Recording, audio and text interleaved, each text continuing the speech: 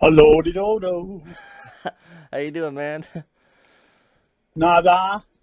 Oh, that's good. I guess I don't not that I think I know what that means. So, did you get your car fixed the other day? Your tire fixed? Yeah, That's good.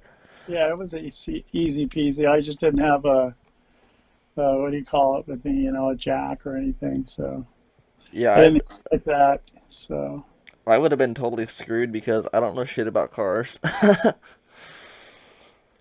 I do, but I don't like to fuck with, shit. If I have all, AAA, then fuck it. Fuck it. That's what I pay for it for. It's kind of funny because after you told me that, I was like, "What's AAA?" So I looked it up. I was like, "Oh, cool, roadside assistance." I didn't know that. That's awesome.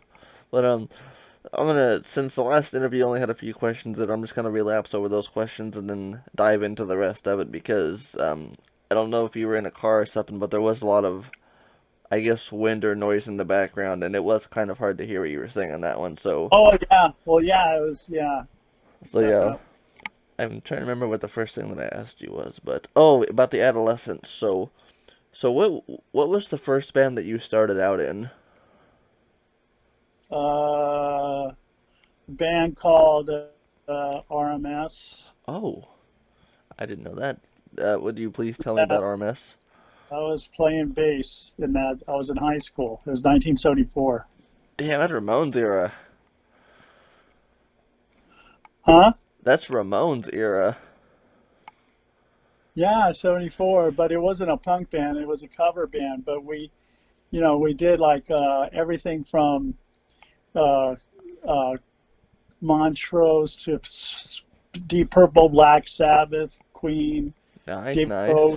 Bowie, David Bowie, and things like that. Did all those covers. And a little later, when I first got the Ramones album, uh, we did a copy of Blitzkrieg Bop, and what was the other one we did? Blitzkrieg Bop, and one of the other ones on that. Um, I think it was Now I Want to Sniff Some Glue. Nice. Now I wanna listen. Love the Ramones. You know, So for we just played like backyard parties and stuff like that. Back then, nobody was writing their own songs. It was all just cover bands, playing parties and stuff. That's all. But then some of the bands would have like, a lot of the backyard party bands, as we call them, that did all covers. They uh, they'd always like we didn't even start to try, but they would have a original song that they wrote. One song they wrote, and they'd be like, now this is one we wrote. It's original, and it's called, "Lick My Love Pump, Baby" or whatever. And they were all the different bands I saw when they had that one, when they saw, okay, we're gonna play original now. It was guaranteed to be just the most suckiest fucking song ever. that's You funny know, shit. you ever seen Yesteryear or Yesterday? That movie Yesterday. The Beatles movie? It was well, yeah, but it was about a guy that this like Middle Eastern guy who was a solo artist and stuff, and he had these songs that he couldn't break through, and he was like giving up, and then all the power in the world went out for like 20 seconds. You haven't seen them? I don't think I have no. Yeah, it's called Yesterday. I don't want to spoil it for you then, but it's amazing. It's I can tell you the basic premise of it is, you know, the what do you call it? The the power of the I mean all power on the whole entire planet's like went out for like 20 seconds, Damn. and then it came back. But when it came back, things weren't exactly like they were. Almost like it kind of scooted into a different dimension. The same everything except for a few things.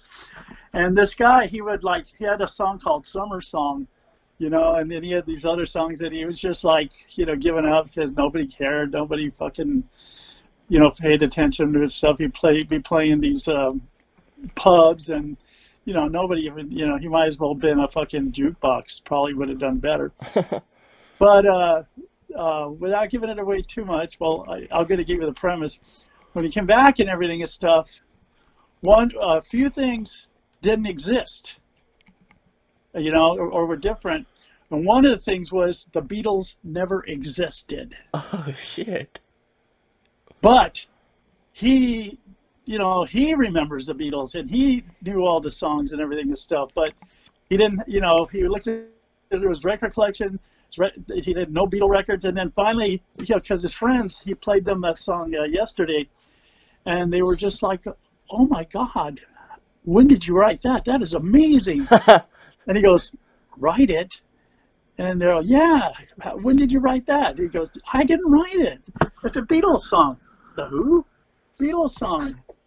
And then his friend goes, oh, it's probably one of those like super underground, like never heard of bands, that he always comes up with, like Chocolate Box Band. And it was funny, man. It was just like, and he's all, are you serious? Come on, quit playing this joke on me. And they're going, no, we really have never heard the Beatles. And he was pissed off because he's like, okay, you guys are fucking with me too hard. And so he goes home and he goes, aha, and he gets on his computer and stuff. He looks up Beatles and it just shows, Beatle bugs. Oh my God. That's all that kept coming up, and that's all that kept coming up. And he's like, what the hell, And he looks up, Rolling Stones. Okay, Rolling Stones existed, and a couple other bands. And then he looked up Oasis, and it was just, just showed eyelids and stuff. No Oasis band. Anything that was totally influenced by the Beatles was not existent. He looks through the record collection. There's no Beatle records there, and he had, the records. So he was freaking out. So he kind of like, maybe I'll just do a couple of these, the songs are great. And it went on from there, it was pretty amazing. That's fucking gnarly. It was, man. There's some really cool scenes, really funny scenes. I'm gonna have to watch that shit after this. That's gnarly. Yeah, it's on. It should be on like. It's called Yesterdays. Yeah, no, just yesterday. Oh, okay. There's a movie called Yesterdays, which is a Beatles documentary, which that's what I thought you were talking about at first. I've seen that one, but damn. No, this one's good. It's just like, and a few other things didn't exist either. That was funny. Like all of a sudden, well, one of the things was like, he asked for a, was it a Coke or a Pepsi? And they're like, no. What? Well, a Coke. What the hell? I reversed it, I think, but then he goes, a Pepsi. Oh, okay. And so, That's trippy. Yeah, it was pretty fucking. It's pretty fucked up. You'll I see. couldn't imagine if the Beatles and Coca-Cola didn't exist. Like, I mean, yeah. those are literally just foundations of our world. And cigarettes, dude. Oh my. Cigarettes? What do you mean cigarette? Do I got a cigarette? What's that? It's like. What the fuck? He just rolls his eyes. It's a bitchin' movie like that. There's one scene I will not give away at all, but it's towards about 3/4 or so of the way through the movie, where you're going like, oh my God, that's right. About the Beatles not existing, and it's a really it's a heavy scene, real heavy. You're going like, oh my God, that's right, But anyway, I'm not going to give any more. I just say if you have like Amazon Prime or Netflix, I think it even has it on Netflix. I will definitely watch that shit because that is the trippiest thing I've heard. That I don't watch movies that often, but I'm watching this. That's I'm into abstract and surrealist art and a lot of noisy stuff, and I mean I love Christian Death and like Your Soul Material. I love experimental stuff, and that just sounds like the trippiest film ever. Oh, it is. The movie is just incredible. Are you familiar? Oh, have you heard like some gnarly, way out there bands? Were you ever into Norwegian black metal? I've heard some of those bands, yes. You ever seen the movie The Lords of Chaos or Lords of Chaos? My buddy Elliot Lindemood from Swine Brothers Radio Show, he has, and he's mentioned it, but I have not seen that movie. Yeah, it goes by the book, it goes by the book, basically, what happened and stuff. Fucking brutal. That's like the brutalest music scene ever. Oh yeah, I know that some of that shit's like over the top, but yeah, I'm not really a movie person because I have troubles staying focused for that Hmm. long. I'm an album person. I can binge 10 albums in a day, but I watch a movie sometimes. But I will definitely watch that. But what did RMS stand for?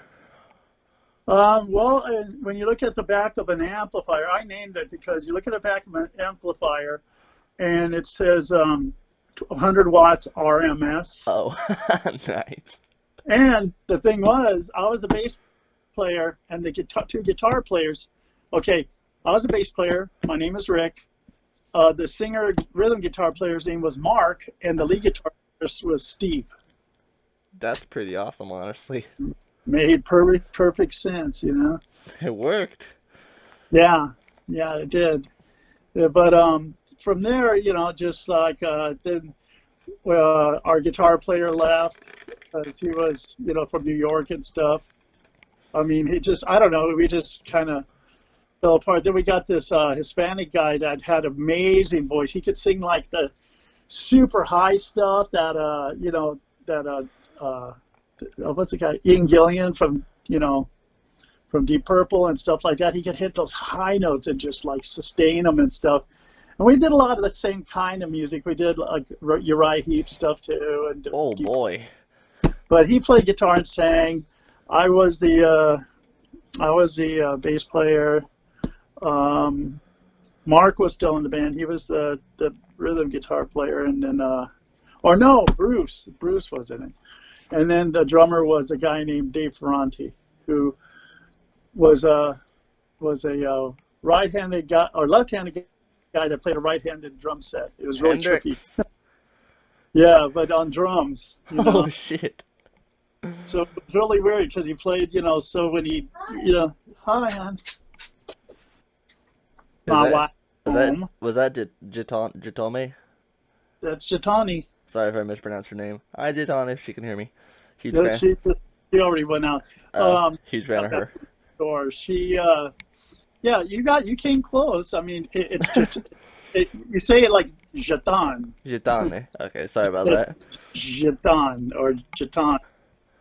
Like okay, when you say it in the phone, without spell check, it comes out Jaton. So So it's Jitan, like that? Jatan, yeah. Or but if you want to be really French about it, Jatan, Jitan. Jatan. Yeah, I'd like to get her on the interview at some point for her music, because, yeah, I'm a huge fan of her, too.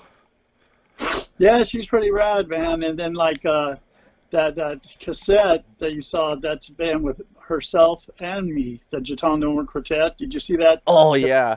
I actually want to thank Eric Blair, which I know he's never going to watch this, but thanks to him, because you guys brought that up on there.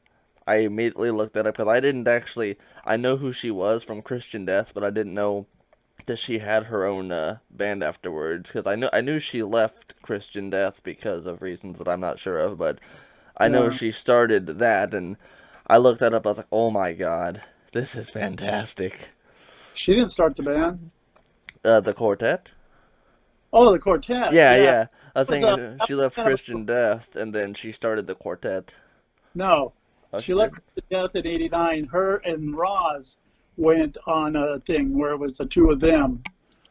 And there's a double CD that's Oh, available from those days when it was those two. They played like a kind of a cabaret, gothy kind of stuff. Uh, there's a there's a CD or a release, I should say, but I don't have it on my store or anything. It's called Dream Home Heartache. If you look it up, I shall. yeah, it's a Dream Home Heartache, like the Roxy Music song. Yeah, and another question that I asked in the previous call, which got noised out, which I don't even when you answered, I couldn't even hear what you said. So when you were on the Eric Blair show and you were talking to him about not the first album, Only Theater of Pain, but the second album, however you Cross, let, yeah, Oz was crucified. I mean, it's a picture that looks just like Michelangelo, or just like a painting from those days and stuff. And the people that were up there when, during the crucifixion scene and all that kind of stuff are looking up at him like in horror, and talking to each other like in horror, and go pointing up at everything and stuff. And it's an angle as if you were like a bird looking from, the side of Jesus, like, at arm's height, but you could see, so it was like if you had a, what do you call those things? Those things that go in the air and stuff. Yeah. So Check out all those. that's the first album, but you were talking. The drones. Okay, it looks like it's a picture, like an angle from a drone. And anyway, it shows Jesus. He's like horrified, looking down, like, oh my God, and stuff. And Roz has climbed up the crucifix, all dressed in like black. You know how he did. Yeah. Dressed like that. And he's stabbing Jesus. He's shanking him right in the ribs. Like the before, like right next to the other knife. And then he's giving him a blowjob at the same time. I wish we would have released that, because I could just see the Christians going. Yes. We would have got death threats. I know it. My God, dude. Yeah, I'm keeping that in this. I don't know why Eric Blair censored that out. Like, you could see yourself saying that, it's just, there's no sound. I'm like, what the fuck? Why censor this? That's a good question, man. Well, because he probably got fearful of the kind of reaction it would get. He probably thought he might, a lot of these people, they have their limits. They have their, where they, I better not do that. What if they kick me off of my show, off YouTube, and this and that? That's what I find usually, but it's like, come on, man. Who cares? Just do it. Just, be. Oh, I mean, he's brought leaving of fear on there, and he's talked about his views on Trump and immigration. It's like, what the fuck? But yeah, I don't censor anyone on my channel. I refuse to, because that is an awesome album cover, and I wish that would have came to be. And it's like a big deal, you know what I mean?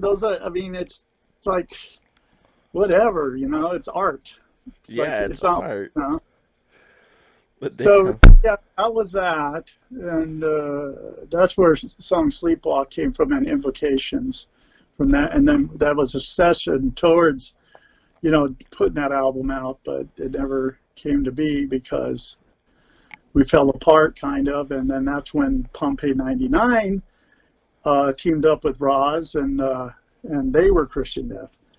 And now Valor and his wife Matri still are playing under the Christian Death and releasing things under the name Christian Death to this day. I will honestly admit that I haven't heard any of their recent stuff, mostly their older stuff, but I have. I'm thankful that he keeps the name alive, to be honest with you. Yeah. It adds to the fucking legacy, and a lot of the stuff they did, I thought it was really good. I just didn't appreciate that he stole my song Sleepwalk and then accused me of stealing from him. And we got in this little tiff where it was going to have to go to court, but it wasn't. Oh, shit. Yeah, that's always shitty when that happens. Yeah, and he's the father of Jaton's 2 kids, and stuff. So they were married, but now they're not. It's like, okay, you can keep the name of the band. I'm going to take your wife. Yeah, that's an interesting trade there. Yeah, it was worth it, man. It was key. So, but then after she did the thing with Roz, then she just started doing solo stuff on her own, and did had various players and various formats of it too, all over the place. So then when we did Jaton Demon Quartet, it started out where her and I were doing songs off her album, that Reflected Shadow album, and a few other things off of her other albums where it was just me on guitar and her singing. And then we thought, yeah, you know what, man, I want to beef it up a bit and everything. So we got this girl, Deb Venom, and she's like a local from Anaheim and stuff. Deborah, her full name is Deborah Aaron Benham. Benham. So she changed it to Deb Benham because, and then Deborah Aaron used to be Aaron. Damn. So yeah, it was, so she's a transgender, Oh, old gender. Yeah, so it's kind of cool, And then, yeah. then Paul joined because we recorded with him, and he loved the idea, and he joined. So we had him join, and the rest is history. And Paul's got quite a legacy going for himself too. I'm not as familiar with all the members, but Paul, I Paul follow what Ross, you're saying. yeah. Well, you didn't know Deb. She's been in a few other bands locally and stuff. But Paul Rosler was in the Screamers, I know the Screamers. and then he was in 45 Grave. Holy shit. Yeah, and so was I at a point. He was in Nina Hagen. In fact, he wrote most of the music for Non-Sex Monk Rock. My favorite album by them is Sleep in Safety. I have that on tape, CD, and vinyl. Cool. Right. When were you in 45 Grave? Like 2005, 2006. Oh, Yeah, I was a guitar player and stuff. And my brother became the guitar player later. Frank or And Frank, yeah, nice. Yeah, yeah. I talked to him on Facebook about a year ago, and it was literally just I asked him, I was like, are you the real Frank Agnew from the Adolescents? He's like, yep, a long time ago. And then that was kind of the end of that conversation.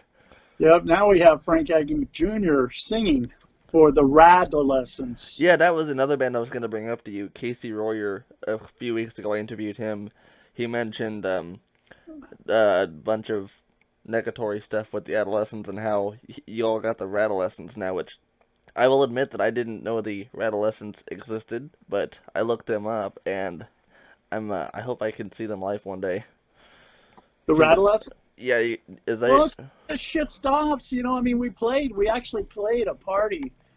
This Christian Fletcher guy, he's a old school pro surfer. And then this old school pro skateboarder, I forgot his name. They own 100 acres up in, Lompoc, which is kind of by Santa Barbara. And they put on a birthday concert up there because it was Casey. Oh, yeah, Casey's birthday. That's what he was talking about. Yeah, so we took the risk. I mean, we put on masks and everything, and it was outside and stuff. But after a while, when you're playing, it's like, fuck these masks, But people keep your distance, Like Yeah. people too close to me at the third song, and I just got really pissed off. And, I shoved and punched the guy and just, unplugged and was going to go home. And then a friend of mine named Joaquin, he got a pack of his buddies to like line up the stage and make sure nobody got near us Damn. and stuff. So and Jatan come on, Rick, you got to do it, people, So I did, and it was a lot of fun, but it was like I'm trying to, when I wasn't playing, I had my mask on because nobody was wearing masks up there, and that's how shit spreads, Yeah, And, yeah. Well, yeah. I'm too compromised, dude. I got like stage 4, cirrhosis of the liver. oh shit, I'm sorry to hear You that. know, oh yeah, I almost died like in 2010. That's why I quit everything because I was doing speed and drinking a lot, Oh, and then all of a sudden I just didn't feel right and stuff. And then went to the hospital, and they go, dude, if you don't lead a clean lifestyle and quit all this stuff immediately, you got 90 days max. that's not I- good. No, I went, oh, not a problem, man. I've been, this November 20th, yeah, it'll be 10 years. Congratulations. Yeah, and you know what? I tried NA and AA way back when and stuff, and I seen people, it does great for them, and God bless them, and God bless NA and AA. But you know what, man? It made me just want to do it. It's like, I don't need this. I don't need fucking a meeting and hear people's stories and over and Oh over. yeah, intervention type of thing. Yeah, well, just go, because I went to rehab for like 3 months, but I didn't even stay the whole 3 months because it was like fuck this. You know what I mean? It's just like maybe, like I said, want to do drugs or drink, and I didn't want to. You know, back then, and that was like in 2008. I remember the Guardian a long time ago. Do you remember that program called Dare to Not Do Drugs? It's statistically proven that Dare actually got more kids hooked on drugs because they used to come into the schools. I don't know if they did it back when you were a kid, but when I was a kid, McGruff and Dare would come to school and don't do drugs, kids. This and that, they're bad for you. And it's statistically proven that all them drug shows actually got kids hooked on drugs. And Well, oh, like good old Nancy, man. Remember, good old Nancy. You know, what's his name's wife? Well, you Nancy know, Reagan. yeah. Just say no. You, you idiot. People, you just if you tell them just say no, they're going to go, why not or If why? Yeah, if you tell a 16-year-old boy or girl don't smoke pot, don't do cocaine, they're gonna do it just because you told them not to do it. Yeah, and some of those kids might have been totally not thinking about it at all, and Yeah, it's just like you just gave them the idea. Congratulations. yeah. Thanks for giving them something to rebel against. You know, I mean that's what I look at it. If you want somebody to do something, tell them no, and they'll do it. Exactly. So you just Nancy, shut the fuck up, and yeah, as the president's wife of all people. Which I remember in 2011 or 2012 when Michelle Obama came out and told my generation don't drink soda. Suddenly, yeah, that whole spill happened, which I know that's nowhere near the drug stuff, but I remember they had like soda machines and candy and all that taken out of schools, and damn it, Michelle Obama. But Well, another there's always a liquor store around the corner. You can score all that shit. hell If yeah. you want, including alcohol. But you know what? I mean, it's like, who cares? You know what I mean? It's just like the best thing to do is go, okay, look, you can do any drug you want. You can drink anything you want. You can eat anything you want. But, okay, I'm not going to tell you not to do any of that. But facts, these are the facts. Yes, exactly. Long term, short term, what can do to you, the statistics. It's like, I have never seen one success story through Coke or through alcohol, or anything like that. The only person that came close was Lemmy, and then there's Keith Richards. But there you go. Didn't he smoke his dad's ashes? Huh? Didn't Keith Richards smoke his dad's ashes? Or no, snort his dad's ashes? Maybe. I think they said something like that in his book Life. It's one of the Stones did that. It was either Keith Richards or the other guy that I can't think of his name. It was because it was autobiography, Life, and it's a thick book, and it was amazing. I love that guy, man. He's a real deal. He is fucking Mr. Rock and Roll personified. And when the final fucking Armageddon comes, yes, it will only be him and cockroaches. Hell Those yeah. cockroaches better run because at that point he ain't gonna have anything to fucking ingest, so he's gonna fucking pick up those little puppies and light them. So you can get high off them. That's the greatest thing I've ever. This is by far the best interview I've had, and I'm not even Thank you. finished. Like Yeah. I want to hang out with you sometime. I was gonna ask you about poop. Well, I mean, I'm into golden showers and stuff like that, but poop's a little stinky. The band you were Oh, in. the band. What about it? I found it a couple weeks ago when I was trying to get a hold of you. Can you tell me how that formed in the story of poop? My friend Scott Hoagland had just gotten out about 3 months before we started the band. He was in prison for like 7 years, Holy almost, shit! because he killed a guy. Holy And, shit! he had to kill him though. It was Oh. like if he didn't kill him, he was going to get killed. Oh, So, one of those situations. yeah, it's a long story because Scott was fucking funny and he Scott was Hoagland? yeah, and he was a writer, and the guy he lived with that wanted to kill him was a writer too. So that's why they shacked up. They roomed up together because they were both writers. In fact, they had some of their stuff on New Twilight Zone and Tales of the Dark Side. They wrote a couple of those, and he was an amazing writer. Scott was, or is. He still is. But yeah, the guy that he was with, it's like the guy would always get picked on in school and stuff. So what happened was he started doing like coke, speed, and tons of what do they call those things? You know, make you all beefy. Steroids. Roids. Yeah, roids, and he worked out like so. He was like just kind of a thinner, punchy kind of guy and stuff. But then when he started doing that stuff and everything, he got all huge.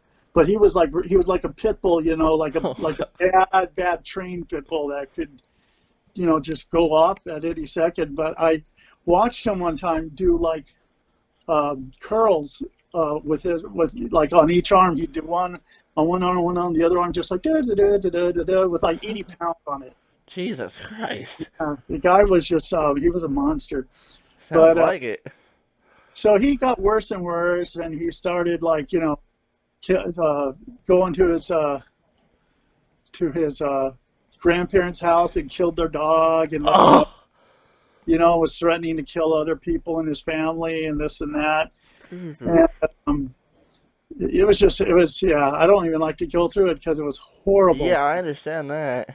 So he got really weird, and then one day he goes, "Okay, I'm gonna when I get back from work," he goes, "That's it.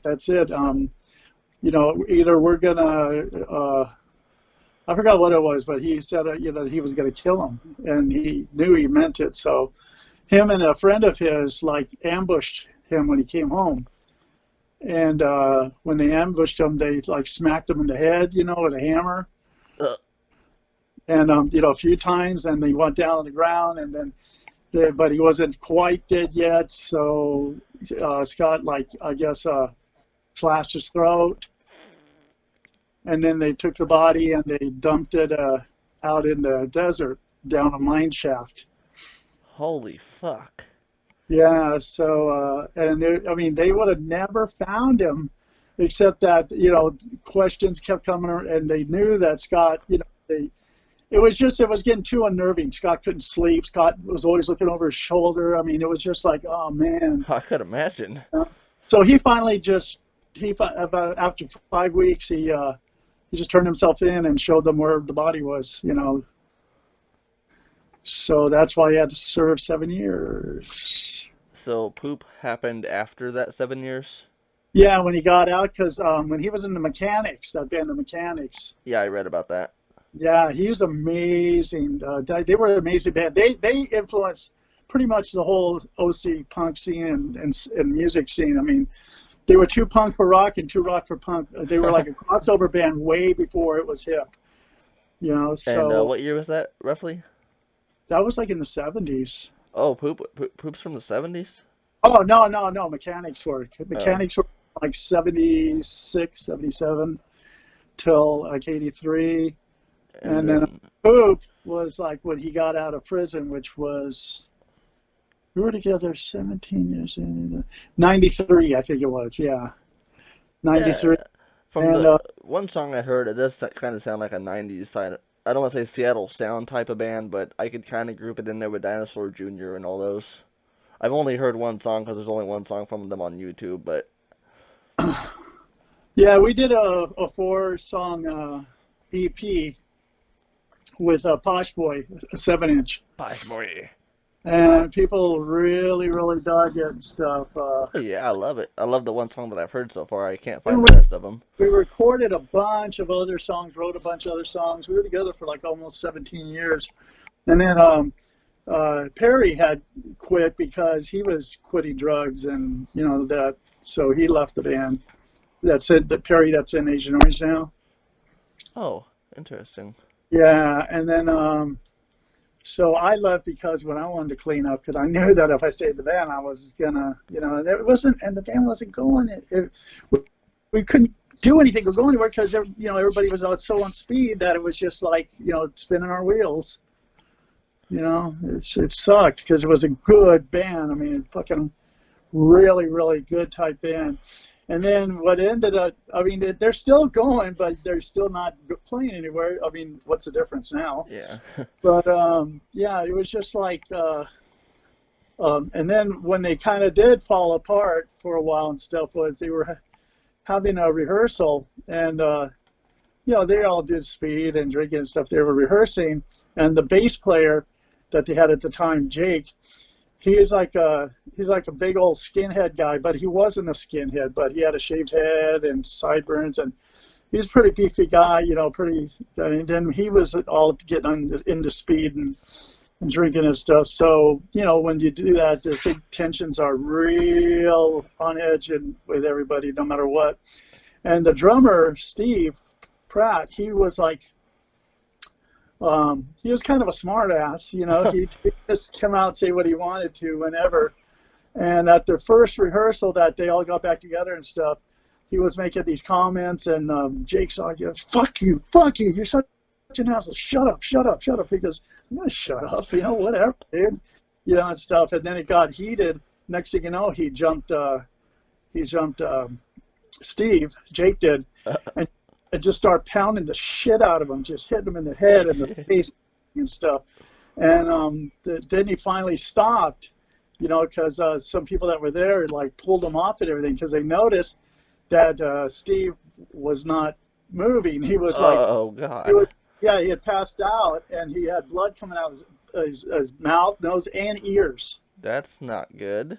Yeah, so they called the fucking 911 and let him know what happened, and he was DOA.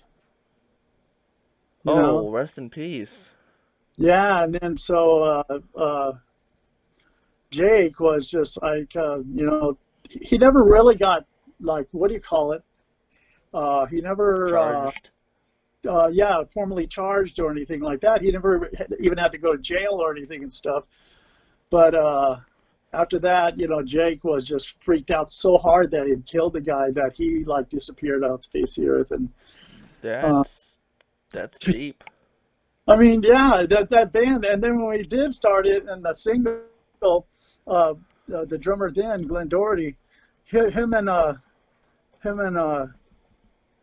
one of the guitar players we had at the time named Steve G, who was a real like fucking fireball and like to start shit and stuff. And Glenn was a mellow guy, but he was Irish, and like he would just lose it. He'd lose his mind, and stuff. So he ended up smacking Steve in the head with a hammer, with a sledgehammer.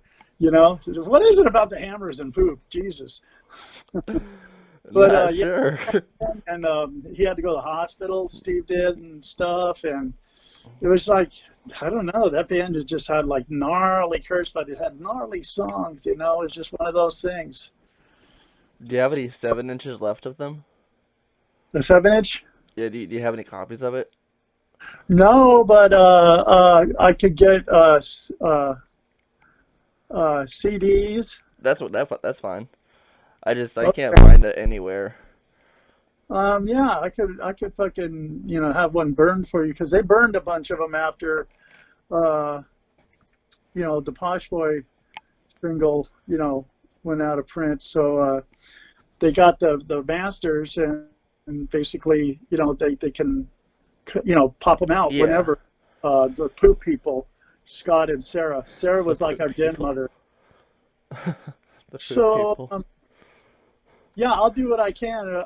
In fact, if you want, I could even make you a cassette. I don't know about a cassette. Yeah, I don't see. It's like I'm so busy right now. I don't really have the time to do that kind of shit. You know what I mean? But I could give you Scott and Sarah's numbers. Alrighty.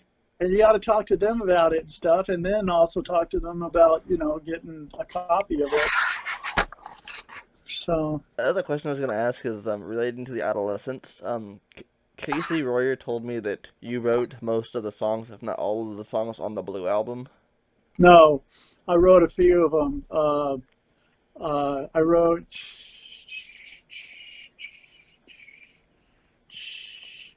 Kids of Uh, the Black Hole. okay, the black hole. Um, Creatures, No Way. The music part for Rip It Up, Rip it up. and uh, I think I helped write Self Destruct too. Self-destruct. And So and that's it. The rest were written by either Frank and Steve and Tony, or Frank and Tony, or you know. And then of course Amoeba was written by me and Casey. I was gonna ask him what would I know I asked this in the first interview. What was going through your mind when you wrote Kids of the Black Hole and also Amoeba? Kids of Black Hole. The words or the music? The lyrics because The lyrics. So the lyrics are just basically a documentary of what went down at that apartment. You know that it's about Kids of Black Hole, because a friend of ours named the place. He goes, God, you go there and there's all these people partying and stuff, and next thing you know, it's 3 or 4 days later, and you're still in an apartment and everything. So he goes, his name was Mark Hecht. He's in a band called the Zids. Little pinner dude. He's all, yeah, you go in here, it's like the black hole. So, God, hey, that's cool. The black hole, and that's what the record store's named after. I named that too. I said, use black hole. Um, and then it's just all about the stuff that went on there, basically. yeah, You know, that song brings me to tears, honestly, because although when I grew up, I didn't have such that sort of environment. I kind of did to a degree because I really didn't have any friends and family, and um, I kind of lived in. When I was younger and I first heard that song, I just really fell in love with it, and I kind of just messages and slogans were the primary decor, histories recorded in a clutter on the floor. I kind of just made my own little black hole that I felt kind of, relatable in, I guess. But yeah, and it's basically like like in Huntington Beach, there was a place like the black hole called Skinhead Manor. I think I've heard And, of that before. but it wasn't like skinheads or anything. This was before all the fucking neo-Nazi skinhead shit, which makes no sense. Um, so every place, and then as we toured, people go, oh, that's the blah blah blah, and I go, what's that? Well, that's kind of like where the scene started, where we all just like, a lot of fucking and drugs and drinking and just anarchy and chaos, and I go, yeah, okay. So kids, there is a black hole, in every fucking town. You Yeah, know, it's kind of like where the scenes, started, kind of where like they. the Church for Black Flag, perhaps. Yeah. Yes. I Like that. wish I Like could visit that someday. or like the one place that where all the English punks on the Doles, hung out, where where At you'd see like Sid and Susie and at John, Jordan's, I believe it was. yeah, Jordan and Gene October and Billy Idol even, and all those and the Eater guy, what's his name, Andy Blade. But yeah, it's you know it's always a nucleus, a spawning ground, and then it just grows and grows and grows like a fucking fungus, like a virus. Like an amoeba. Um, Yeah. I read. Amoeba. You want to know about Amoeba? Hell yeah. Casey wrote the words. I wrote the music. Um, Casey, well, what we were staying at his parents had a beach house down in Morro Bay, and we went there at nighttime, and we dropped copious amounts of acid, and we were up all night. I was looking in a candle, and I was just seeing all kinds of weird stuff, man. In the candle, the reflections of it and everything, and the flame, and it was like speaking to me, Oh my god. It reminded me of like hell. It was like, but it was fun. The next morning when the sun came up and we just it was time to go surfing. Casey's big time surfer, always has been, always will, and his friend Marky was too. I didn't surf. I body surfed, but I didn't even want to go in the water because I was tripping too Oh hard. my God. See, when I tripped too hard, it happened to me a long time ago once, like in 78. I was at the swimming pool that where me and my girlfriend at the time, Karen, lived. And I was totally frying my brains out. And I just jumped in and I sat on the bottom. I can hold my breath for, quite a long time. I would say my longest is about 4 minutes. Damn, nice. Yeah, there's a way of doing it. You just, got to totally relax. You got this breathing, inside your body kind of thing. And just, but I'm sitting there on the bottom and everything. I'm looking, I go, I mean, why can't I just breathe underwater? Why can't I? And I almost Yes. was going to just start breathing underwater. I was convinced I could do it. That if I started doing it, then I'd be Oh amphibious. That's So awesome. then all of a sudden I got a moment of clarity, and then just went like, I better get out of the pool. It's like, oh shit, I'm about to drown. So yeah, but he went through when we looked out there and we went surfing. Oh, and I was seeing messages across the waves, these little like the lines that form in the ocean, kind of, and it became like Morse, some kind of Morse code and everything, and I felt like the Neptune and all the beings in the sea were talking to me. They were like they were sending me messages on that. So he went out there and was surfing, and he said that all the stuff he could like see all these amoebas in the water. Oh my I God. don't know what he was talking. If he was just hallucinating, or maybe it was a bunch of baby jellyfish or something. But that's how it was written. That is a much better story than what I thought the backstory to that was. Yeah, and it became a really huge hit, and one of the biggest, because it was the first on K Rock punk rock song to go mainstream, and it made the top 100 on it, and then Rodney and the Rock and K Rock had us come in during the day and do. They had an amoeba contest. They Amoeba. naked amoeba contest, and everybody sent in their like different things and stuff, and then they had us come in and judge it. And it was funny because we'd been up all night and we were still really drunk and stuff, and we walk in in the studio, and all of a sudden there's these people in there. We don't even know who they are and stuff. I guess they were like a hired, a group of like 30 people that are hired to like to fan out. You know what I mean? Like, oh yeah. And like, who are these people? So,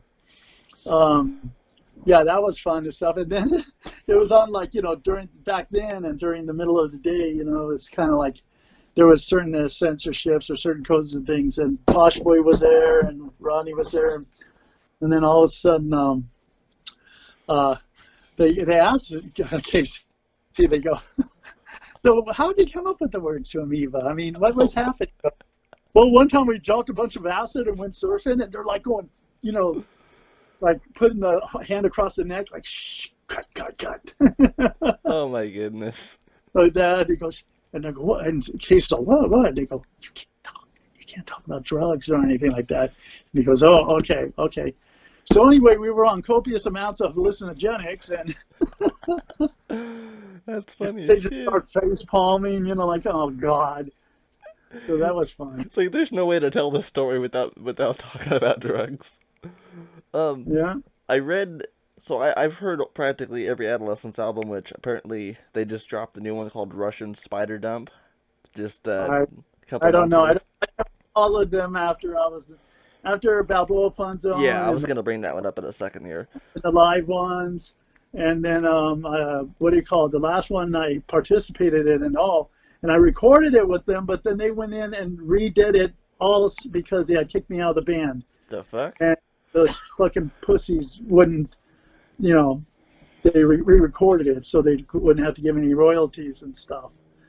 I re- It was chicken shit. But anyway, that OC Confidential album, I read. and Sorry, go ahead. so yeah, I co-wrote two of the songs, and one of the two songs I co-wrote, Frank Jr. On So OC Confidential. yeah, the first two songs, Hawks and Dove, Hawks and Doves. and the second one, I guess, is called OC Confidential. I So we wrote. it, oh, sorry. um, the question I was gonna ask is, I know like if you compare the Blue Album to Brats and Battalions to Battle Bubble Fun Zone, obviously there's each album has a different character, and I read that you and Steve Soto, there's 14 tracks on Balboa, but you and Steve Soto took turns. Like he sung the odd number songs and you sung the even number songs on Balboa Fun Zone. It wasn't. I mean, really, because that wasn't intentional, and I never knew that's how it is. Because we both sang a lot of it, Yeah. basically and stuff. It's just because it was just basically him, myself, and Sandy, the drummer Sandy. We're the only ones that were in the studio to record that whole album. Oh, Tony wasn't in the band anymore at that point? Huh? Tony, adolescent, wasn't in the band at that point? No, Casey was gone, Tony was gone, and it was just me and Steve, and we go, fuck, let's do an album. I love that album, by the way. Sandy, who was in the Mechanics with Scott Hoagland from Poop. See, it's all one big clusterfuck, ancestral kind of scene, but that's what we all seen and saw. And, but Frank did come in and do acoustic guitar parts. Except for, have you heard the bonus tracks on Balboa Fun Zone? What are they called? Huh? What are the names of the bonus tracks? I only have it on cassette tape. It's She Walks Alone. Yes, I have heard that one. Yes. Yes, Soto wrote that one, and I played the bass line on that one, and same with Surf Yogi. Played the bass on that, and then we used a sitar guitar that Chaz Ramirez built. And holy shit, I just gotta say, on Brats and Battalions, that cover of House of the Rising Sun that y'all did, oh my god, that you did better than the Animals. I disagree. The Animals and the Kinks are like two of my favorite all-time. Okay, you're on the same shelf as them in my But opinion. hey, no, I take that as a big, huge compliment. I mean, I'm being serious when I say this. Like, when I listen to House of the Rising Sun, I switch on Brats and Battalions because, especially that fucking, what's that? I just forgot the name of the instrument. Harmonica. Especially when I guess Ray, who played the harmonica on that. Bruni. He used to sing for a band back then called El Grupo Sexto. What? Yeah. You know him? Yeah, from way back then. He had a band called El Grupo Sexto. They were a crack up. And he played the harmonica. He would do it live with us too when we did shows back then, like at the Screen Club and stuff. Yeah, that song makes my hair stand up. Yeah, he did that and harmonica. Then he has other bands that he formed too and stuff. And if you've ever seen that Beach Boys movie about Brian Wilson, Mercy. What was it called? Something about Mercy. Oh yeah, something Mercy or Love and Mercy. Yeah, that's it. I don't think I have. I think John Cusack plays the older Brian Wilson. there's only one Beach Boys movie that I've actually really know that I've seen, and it's not even really about the Beach Boys. It's about Brian Williams and his musical relationship with Charles Manson. Brian Wilson, and that's Dennis Wilson, who had the Manson thing going. Oh, my bad. That's okay. Hey, we don't all know everything, But yeah, that's the most about the Beach Boys that I know is that Charles got a little pissed off because he couldn't be a part of that, and Well, including in an interview, man. We're learning things from each other too. That's all good. Win-win. hell yeah, I love your mentality, man. Because I've interviewed some punk rockers who I've grown up listening to, and like there's certain things that I don't know, and they're like, "Man, you should come prepared for this." It's like, sorry. Come prepared. Fuck that, man. It's Just if somebody's worth being interviewed, they'll correct you and just go, no, it's actually this. Yeah, and 'Cause, I love that. Yeah, well, it's nice to fucking help. It's nice to teach. It's nice to, it's fun to do that. Um, These guys are just lazy fucks. I don't know who you'd be interviewing. I'm not gonna name drop him because I don't know if he'll watch this or not, but a certain person who I've interviewed within the last 60 days kind of lectured me on that, and I'm like, I'm 26 years old. I didn't exist when your band played there, and the only information that I have about your band is what's on the internet, which you can't trust everything you hear on the internet. That's why, have you you know Exactly. have you heard of Loudwire, the music network? Yes. They have a Wikipedia fact or fiction. Sometimes I kind of like to take what they do and, and now I've done it in this one. I've brought up things that I've read on the net, and I'm asking you, hey, can you verify this? Because you can't Yeah. always trust what you hear on the internet. When they go, oh, well, you should do your homework first, or whatever. You should do some research and everything. It's like, if I knew everything about you, I wouldn't even have to interview you, Yeah, dumb. literally. It's like that defeats the fucking point of it. Or if you want to be a little nicer, you could just go, hey, I want to find out your side of the story. I want to find out what your points of view were, what you felt happened. I That's why will, I'm interviewing you. I You know what I will, mean? yeah, I will name drop someone real quickly just because I kind of hope they hear this. You know Klaus Floyd of the Dead Kennedys? Yes. So this is a story that goes back about a year. Back in 2019, I messaged him to was like, "Hey, can I get an interview with you because I've never been able to get a hold of Biafra?" And 10 to 11 years ago when I first started doing all this stuff, because I'm 26 now, so I was like 15, 14 back then. I used to be a Jello Biafra fanboy. I loved Jello Biafra because his spoken words, his work with the Jelvins, No Means No, Mojo Nixon, Dead Kennedys, Jello Biafra. I mean, Jello's amazing, man. yeah, and so I used to be a fanboy of his, and I made one video, and it was based off a spoken word Biafra did, and in the video I pretty much said, because the Dead Kennedys reformed in 2001, and Biafra, in a spoken word, said, don't support the Dead Kennedys, they're a touring karaoke band, they're a bunch of con artists, they've taken what everything that the Dead Kennedys used to stand for, and they've ripped it to shreds, they just play for the money. And being a 14, 15-year-old Jello Biafra fanboy back then, I made a video on this, and guess what? Klaus Floyd saw that video, and he's like, no, there's no interview, end of discussion, no, do not speak to me anymore. And I forgot that fucking video existed in the first place. Like, oh my god. So I took it down because, yes, I definitely don't stand behind that anymore. And I messaged him.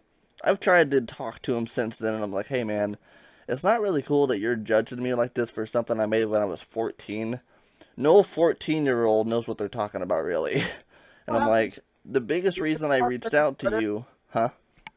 Yeah, I wouldn't even explain it to him. You know what I mean? Yeah, That's why I do the shit you do. I admire you for, being able to do what you do and to, uh, you know, and the biggest reason I messaged him again about, I don't know, 3 weeks ago. I was like, listen, the biggest reason that I reached out to you, Klaus Fluoride or Jeffrey Layau, whatever you go by, is because I only know what Biafra has said. In 1986, what is it? Too Drunk to Fuck was used in a rape scene in a movie, and Holiday in Cambodia was used in a Levi's commercial, and Biafra got pissed off, and, he accused you guys of becoming capitalist and this and that, and then you accused him of not, the royalties from alternative tentacles, they accused Biafra of not paying them right, and I only know the story from Jello Biafra's point of view. So as a fair and balanced music journalist, I'm like, Klaus, I just want to know the story from your perspective. And yeah, don't talk to me anymore. It's like, what the fuck? Okay, whatever. that's okay. He was always, I mean, he was always kind of like the more, the least social one of the band. I mean, I like East Bay Ray. I love him. He's a Yeah, great I've guy. actually been told to talk to him. People have told me that he'll more than likely open up about that. And then what do you call it? And then um, Peligro. He's a great guy. Isn't he the African American drummer? Yes, he is, and he plays guitar for a band called Peligro. He's an amazing guitar player. The guy is fucking so talented. I'll I'll You have know. to hit him up with a message. Um, And Jello just, I mean, Jello totally it's hard to loves, contact him. huh? It's hard to, He's like, huh? it's really hard to get a hold of Jelly Afro for me. I've been trying for 9 years. He loves like me and Casey and stuff, and he just like every time we play, we used to play any show anywhere with any of our bands, he'd be right there and stuff, and he would just hang out, you know, and stuff. I think I almost think that he was after a while the way he would like talk and whatever he'd watch me and wait for me to talk to everybody else, and he'd kind of slowly come up and just start conversation. One time he told me my entire musical career from the what do you call it, the cover bands all the way to present. Like I said there, he's going through it for like about 35 minutes. I'm like sitting there just not saying a word. My jaw dropped. I'm like, what the fuck? Come on. I go, I wanted to say like, dude, you're creeping me out. Oh, You he's know? talking about your music life? Huh? He was talking Yeah, about you. yeah, I thought, Jesus. yeah. I mean, he's a cracker, man. You know, I mean, he's a good guy. I love Jello, always was. He's He's a definitely a wealth of information. But Yep. the other stuff I wanted to talk to you about was your solo career, because I know you have all by myself, Turtle, and then Yard Sale and Emotional Vomit, and then the Rikk Agnew band. Um, Without making this another hour long, um, so you said Yeah. that you wrote I OC tend to be Life. I tend to be long-winded. I'm enjoying this, but Okay, go ahead. What's your question? I'm sorry. it's okay. So you wrote OC Life, or did Casey Royer write that song? I wrote it. And then DI just covered it when they put their album out? Well, I was no, because I was in both band. I Oh, put it on. yeah, yeah, yeah. Those songs were going to be on the second Adolescence album, but when they kicked me out, I said, "Fine, I take my songs and I'll take my toys and go home." And then but we did it with DI because, it was on my solo album. But then when we did the DI album, we were kind of short on songs. I go, well, let's do another version of it. Let's do versions of OC Live and Falling Out for DI. And as Casey usually does, he changed the words around for some of it. And when he does that, at first I used to get a little insulted, like, Oh, dude, yeah, I can that's understand not how that. it goes. But then I went, you know what? I'd listen to them and I go, those are kind of better than mine. Because he was very he was good at freestyling and all that kind of stuff, and he would just change it up a bit. So rather than just to go, well, fuck you, I mean, uh, sing the right words and stuff. It was already, we were so fucked up all the time. I just, whatever.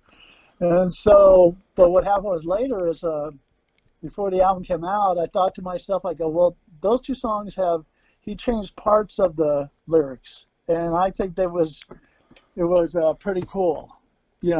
I mean, it was applicable. So when it came time to publish the songs and register them and stuff, I gave him 10% of both songs. Oh, nice. Is what it was. No, the songs are written by me, but I gave him the 10% of the publishing of each song because, I thought that's cool. Yeah, that's respectable. You got to keep good with your fucking people, man. It's like otherwise you ain't worth shit. You're gonna let stuff like fame or whatever, just bands are so amazing when they start out and they're like, they're like a team, man. We're the Three Musketeers, yeah. Yeah. We're the one for one for all. We'll be like the Monkees and have our own house, or the Beatles and this and that. I mean, and it's so sad to watch that as money gets involved, and sometimes not even money as much as just fame, and when they reach a certain level of being like thinking that that they're gods or whatever stuff, that they become assholes, and then the band just it's a fucking hell. Well, So whenever I get kicked out of bands, I'm like, sure, you know what I mean? Because obviously this thing is no fun anymore. This isn't a team anymore. It's a fucking dog eat dog, and that's not what it's about. Especially in punk rock, it's not supposed to be what it's about. why did you get kicked out of the Adolescent, if you don't mind me asking? Which time? Oh, shit. Um, There was 4 times that Casey and myself got kicked out. Then fourth time was the last time. I guess the original time. The original time, oh yeah, that's right. They kicked me out, but they got Steve Roberts, and then Casey stayed with them. That's right. I forgot about that. I'm gonna have to fucking kick his ass over that. Oh God. Whoops. No, it's, I love Casey, man. He's like my BFF type thing. You know what I mean? We look out for each other. Yeah, And he so said a lot of cool stuff about you in my interview with him. yeah, I mean on tour, sometimes like he'll get on my nerves and stuff. And just shut up. But it's cool. Then I feel bad, and then I go, I'm sorry, dude. It's just you're really getting on my nerves. Just please shut up. But You I know? guess the two times that I'm most asking about are after Balboa, or no, after between Balboa and OC Confidential when that happened. Like you said, they re-recorded your songs, and then the reunion tour that you were a part of after that. I guess that those are the two I'm asking Well, about. we recorded. Get this, just I mean, there's so much trouble. They didn't call. I was asking when the next practice would be and stuff, and for a month I heard nothing from these guys. Nobody returned my calls. See, I don't mind if people are front with me and stuff, but when they pull chicken shit stuff like that, and I'm thinking I'm going crazy, like, what's going on? I Yeah, called the and nobody knows what's going on, and I've got bad anxiety, so I get usually you. practice like at least twice a week, but all of a sudden none. And we're getting ready to put out the album and stuff. What happened was, basically they didn't do that because they rehearsed at Derek O'Brien's house, and that's where we recorded the album. And so he, so they just like totally crammed in and recorded every song again so that they could, just in case I decide to go, well, no, I'm on that record. Where's my cut? But it was like, so they did that in fear of that. I mean, it's like, fuck it. You know what I For mean? what reason? Tell me if you want to record the whole thing, be my guest, you fucking idiots. And if it was because you didn't want me to be on the album, well, guess what? It's going to sell a little better if even if you just put my picture and name on there, because that's, and then also, or are they afraid of like, payment or whatever stuff? So I don't give a shit. Whatever, dudes. Just whatever happened to camaraderie, whatever happened to be, face to face with people and up front, and you know, so I'm not gonna be in a band like that. Fuck that.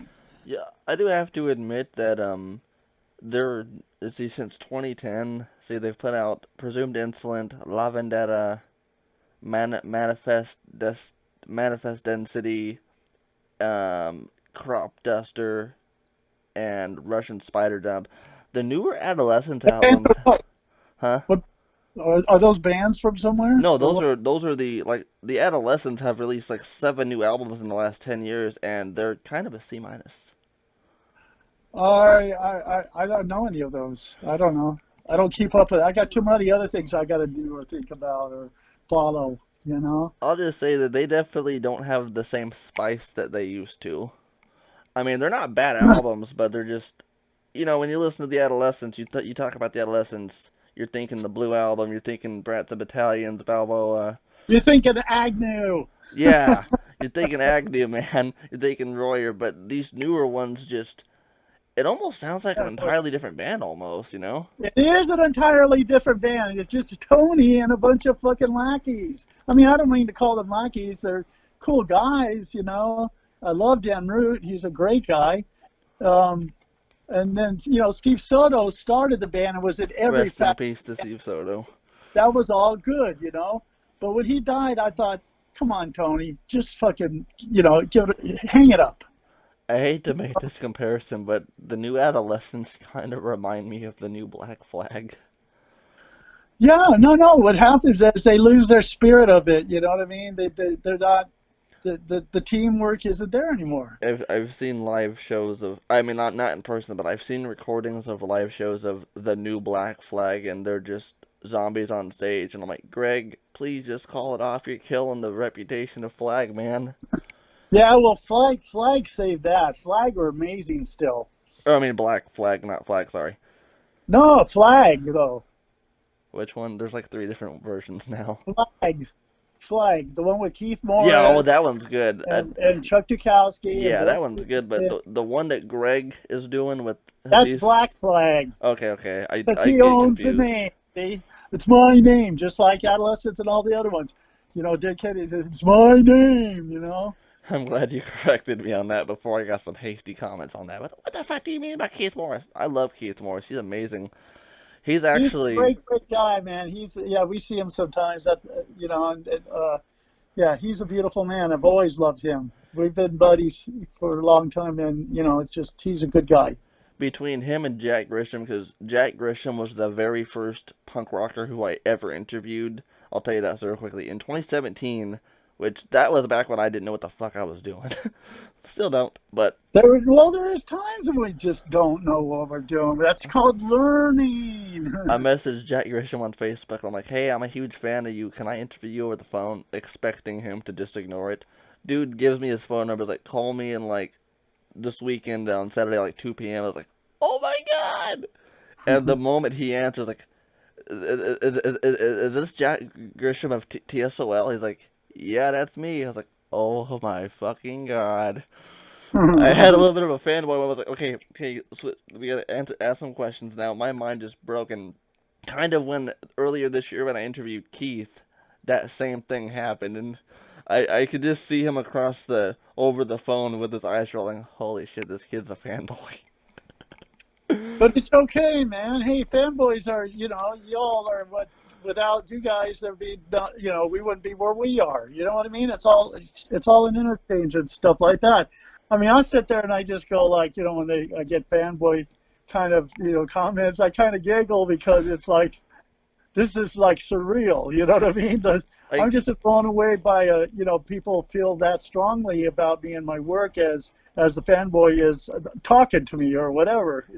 But in the long run, it's like, we're just people, man. And we got something in common, and there you go. There's no reason to get all fucking, pecking order or anything about it. I wish Henry Rollins would feel that way. I've been emailing him for the past summer because he doesn't use social media. And at first I emailed him, I was like, hey Henry, I'm a big fan of everything you've done from Black Flag to Rollins Band to whatever he's doing now to a spoken word. I asked him for an interview. He's like, no, sorry, I can't get on the phone, but you can send me a few messages over email, which I don't do written interviews because I've got severe dyslexia. I have troubles reading, and so that's why I do phone interviews. Plus, I can post this to my channel, and I can't really post written material to my channel, but I explained that to him, and no responses for months, and my birthday is actually on November 18th, so I tried again. I was like, hey, Henry, I'll ask you one more time, and if you say no, I'll respect it, but can I please have an interview with you by phone? My birthday's coming up. It would mean a lot to me. I grew up listening to your music, and he's like, no, I don't want my... He pretty much told me that he doesn't want information about him posted anywhere right now, and I was like, well, can I at least have a signed record or something? Which he did. He's like, send me your mailing address, so at least Henry is going to send me something, but I really wanted to talk to Henry.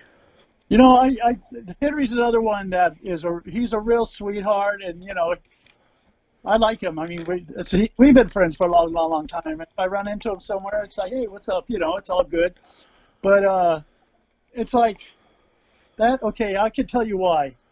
He is one person who is so fucking busy. I'm surprised he even just said anything at all. Like, send me a Gmail, send me some questions.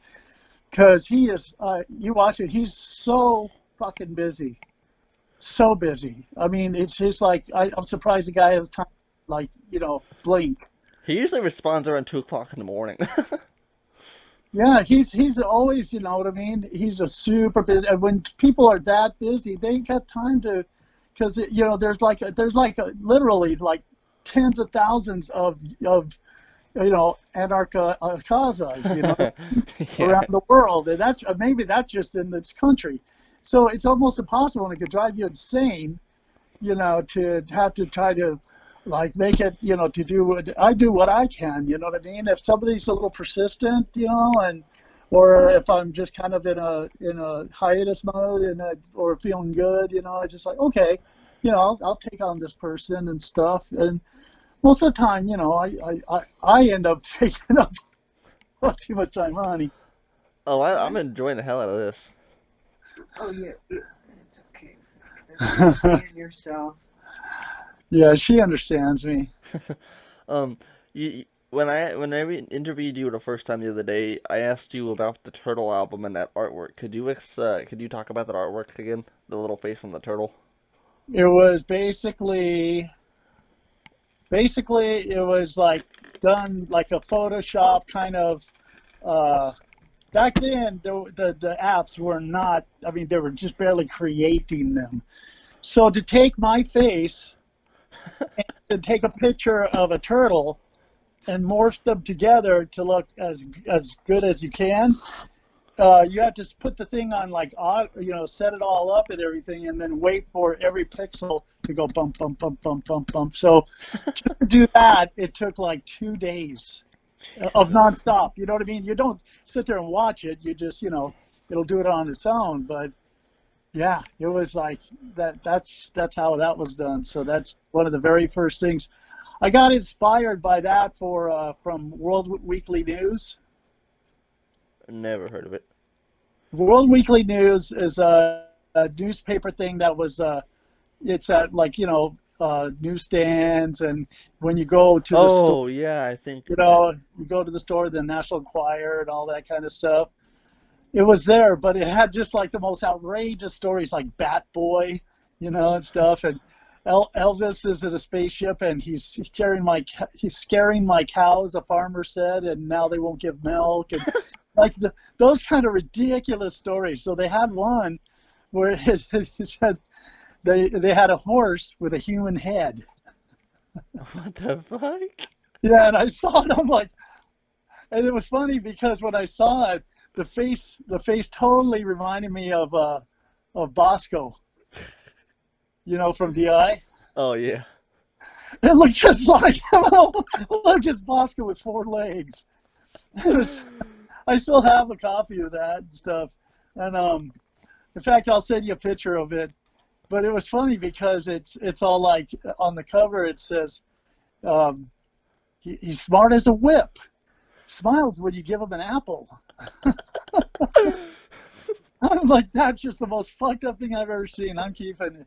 And then I thought to myself with the Turtle album, it's like, I'm going to do me, but as a turtle. Yes. Yeah, I love that artwork.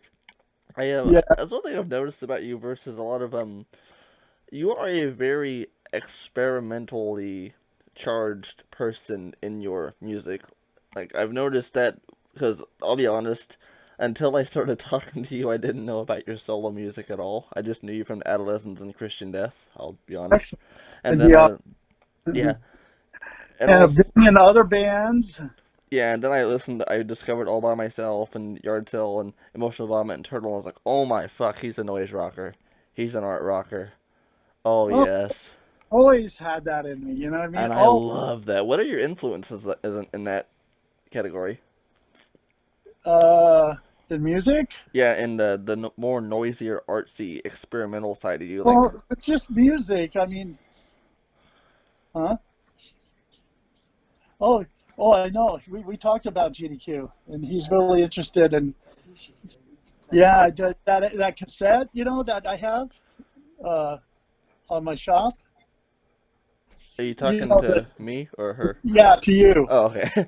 The quartet, Yeah, where we're wearing the bloody wedding dresses and floating in the air. yeah. Yeah, that's that cassette.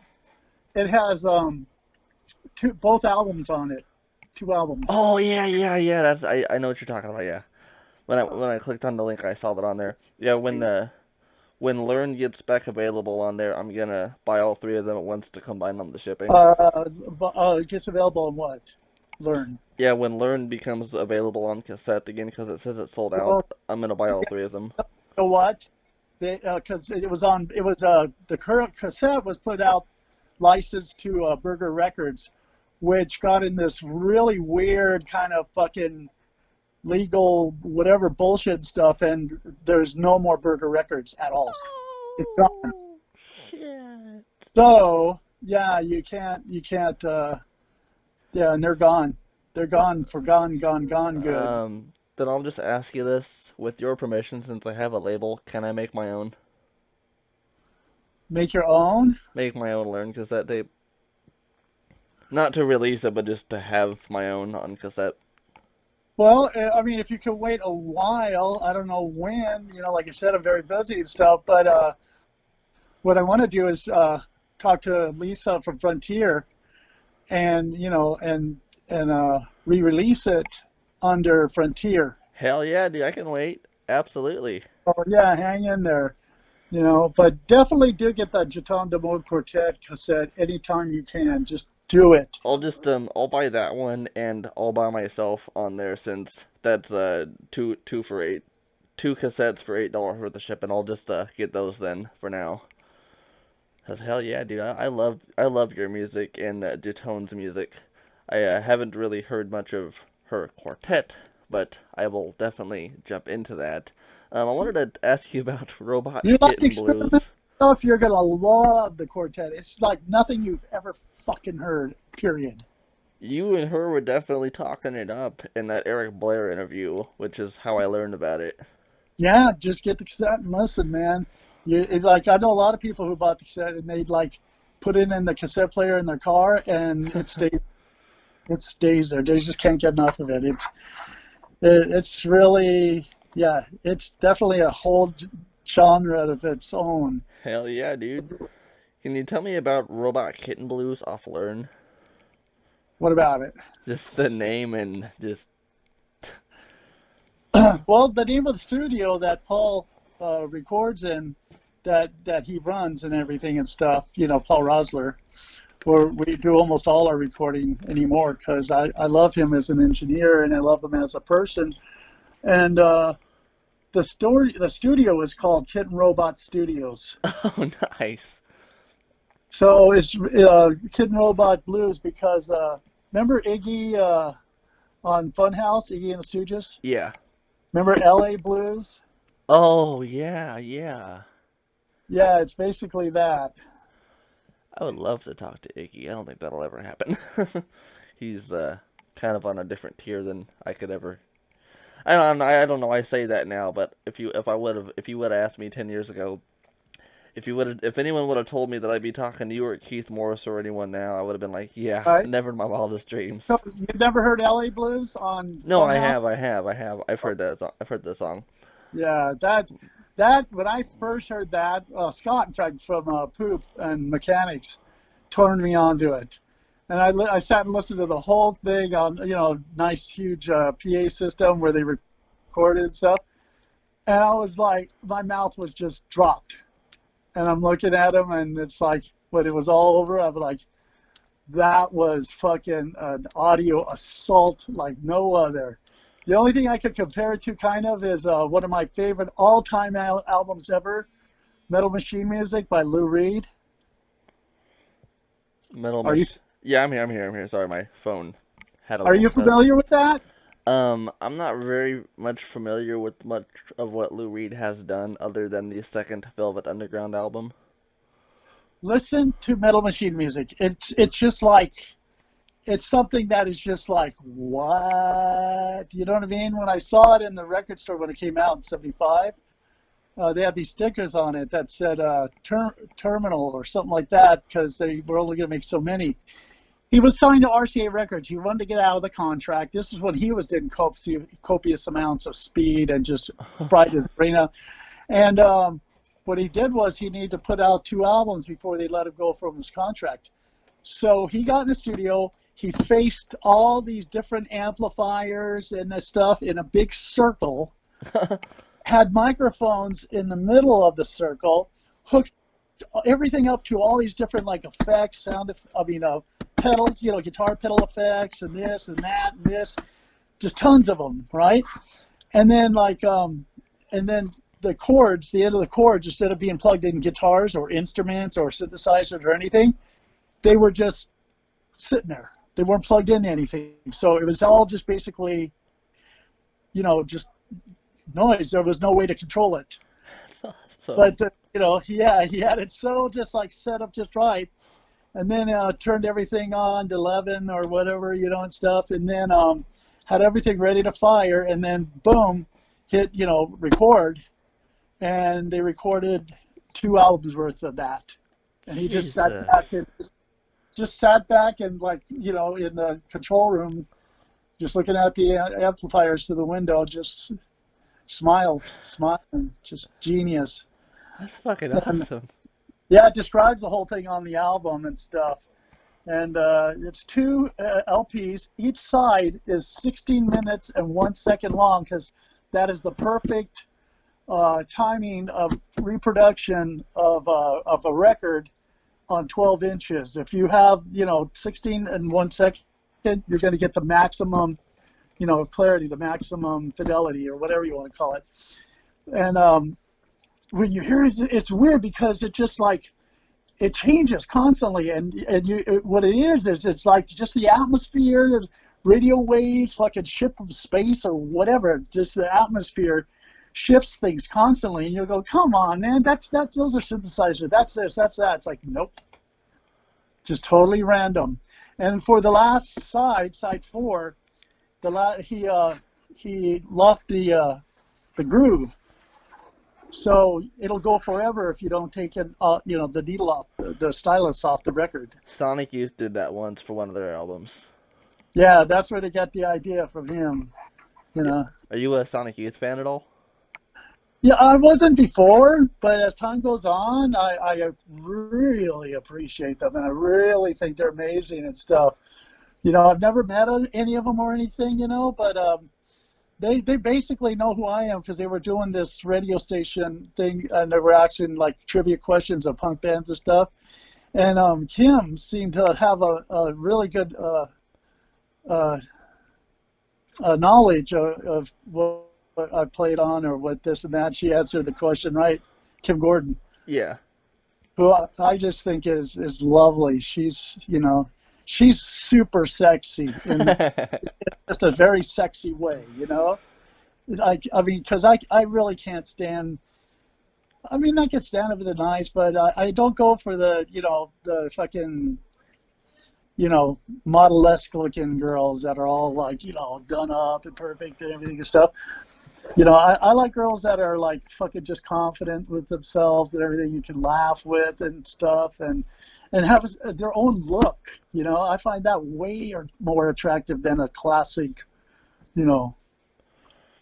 where you can't, tell a Barbie look or Yeah, whatever. I was so heartbroken in 2011 when Sonic Youth broke up, and then when I learned why they broke up, because Thurston cheated on her. Well, that sucks when and that always happens. Why? Yeah. Why? It's not a good idea to be in a band with your mate. I mean, this is similar to the Joy Division story where Ian Curtis cheated on Deborah with Annick Hamroy, the Belgian journalist. I mean, it's always really sad when shit like that goes down, especially with a really good band. But it always makes a really good fucking band history movie.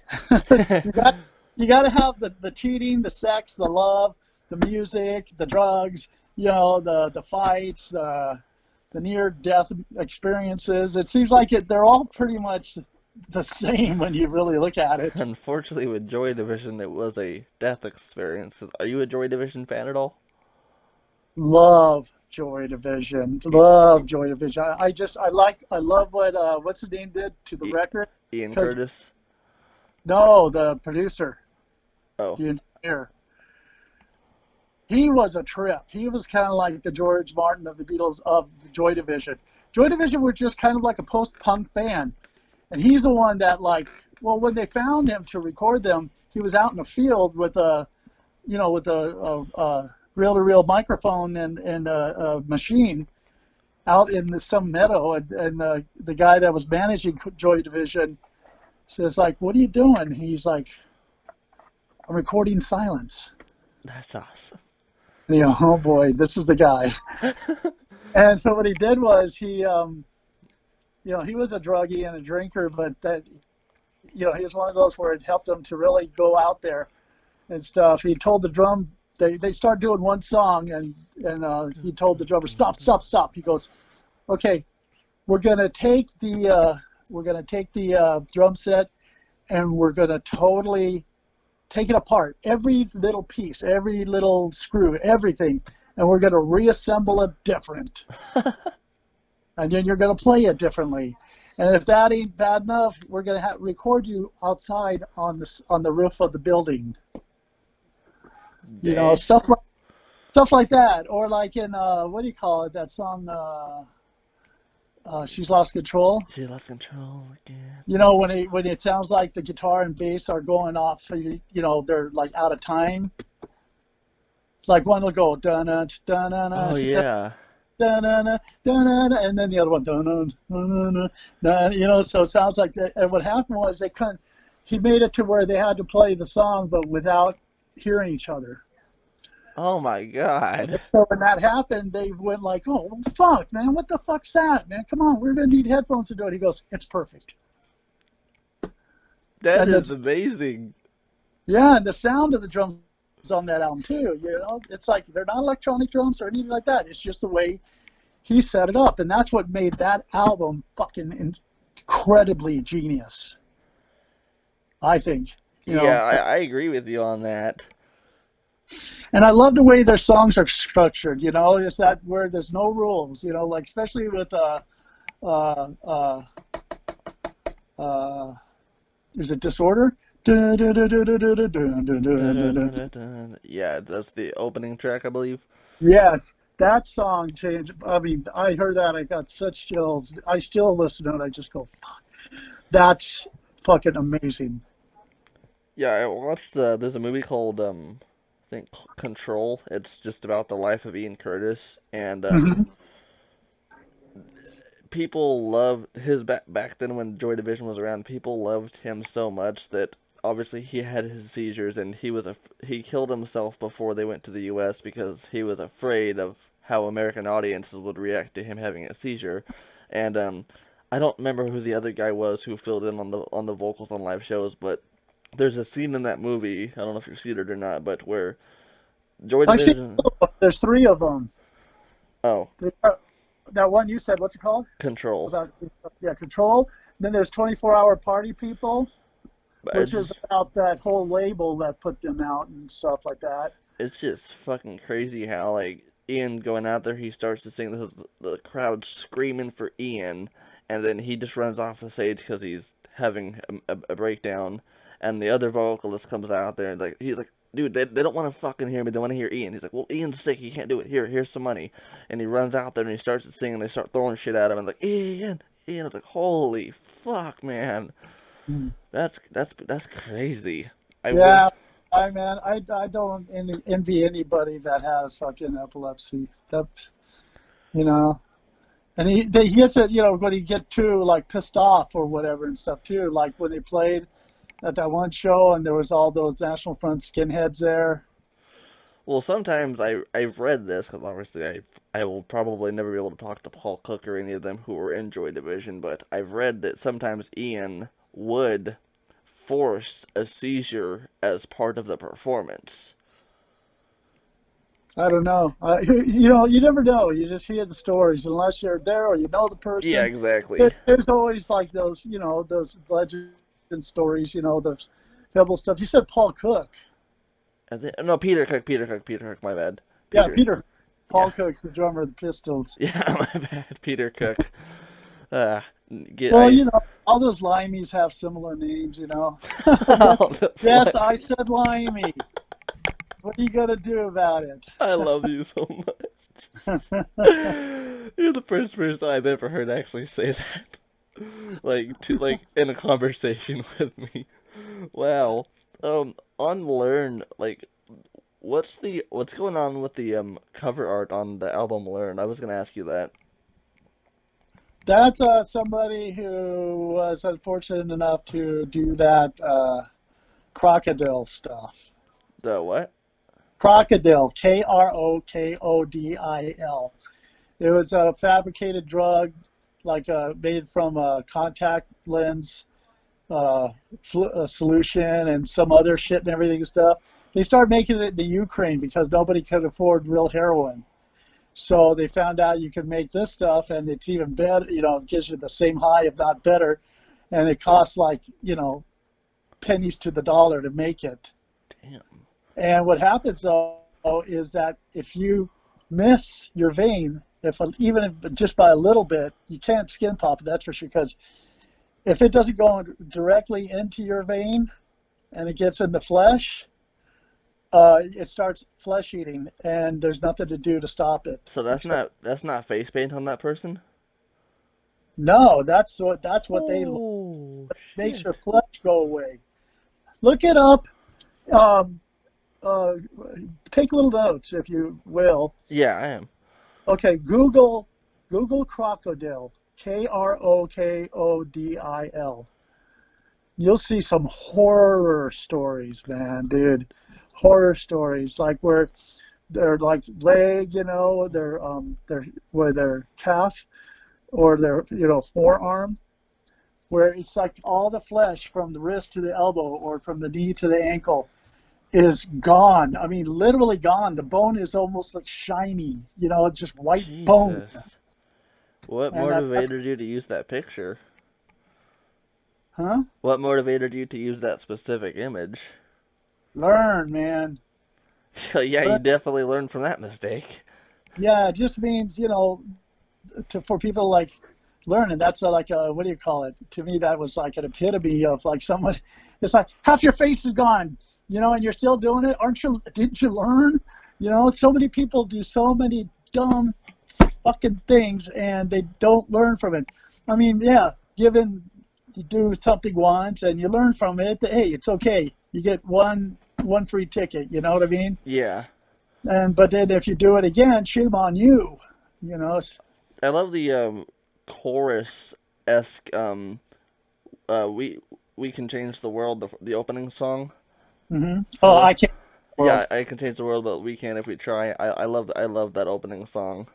Thank you. Yeah, that was that song's been. I wrote that a long time ago, and just been hanging on to it. But it didn't sound quite like that, and I just worked more and more on it to the point where we got to where it was and stuff. So.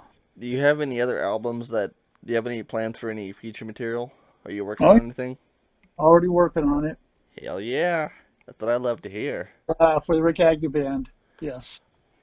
Is Learn the only song, or not song, fuck. Is Learn the only album by the Rikk Agnew Band? But that band, yeah. Because like with All By Myself, of course, it was just me. And Yeah. then with Brats and Battalions, it was, uh, oh, wait a minute, not Brats and Battalion. With Rikk Agnew's Yard Sale, and I called it that because I thought, what I would do is like advertise, because I always see these yard sale and garage sale signs, on telephone poles and stuff like that. And I thought, that would be cool to name a band that, and then and then pin up flyers for your shows, to make it look like it's That's for a fucking garage cool. sale, or a yard sale. That's cool So shit. yeah, so I thought that would work. But what I did for that album, because it was after All By Myself, was I got all kinds of people. I did the opposite. I found anybody and everybody I could at the time to put on that album. To play something, even if I could play it. And a couple of the people, they didn't even know how to play, but I just, I'd record them that you can't even hear them really if they were that horrible. But at least for posterity, they were on it. It'd be like Friends or, whoever, whatever, stuff like that. Damn. You are a fascinating musician, man, and an awesome person. Thank you. I want to have fun, you know what I mean? And always be changing it up, I love changing it up. I love being a step ahead of the lot, as G.G. Allen used to say. G.G. Allen, there's a name. Woohoo. Oh, I love that guy, man. He was an awesome guy. I still hang out and talk with Merle. That's his brother, right? Yes. Merle introduced me to G.G. at a show they did in '93.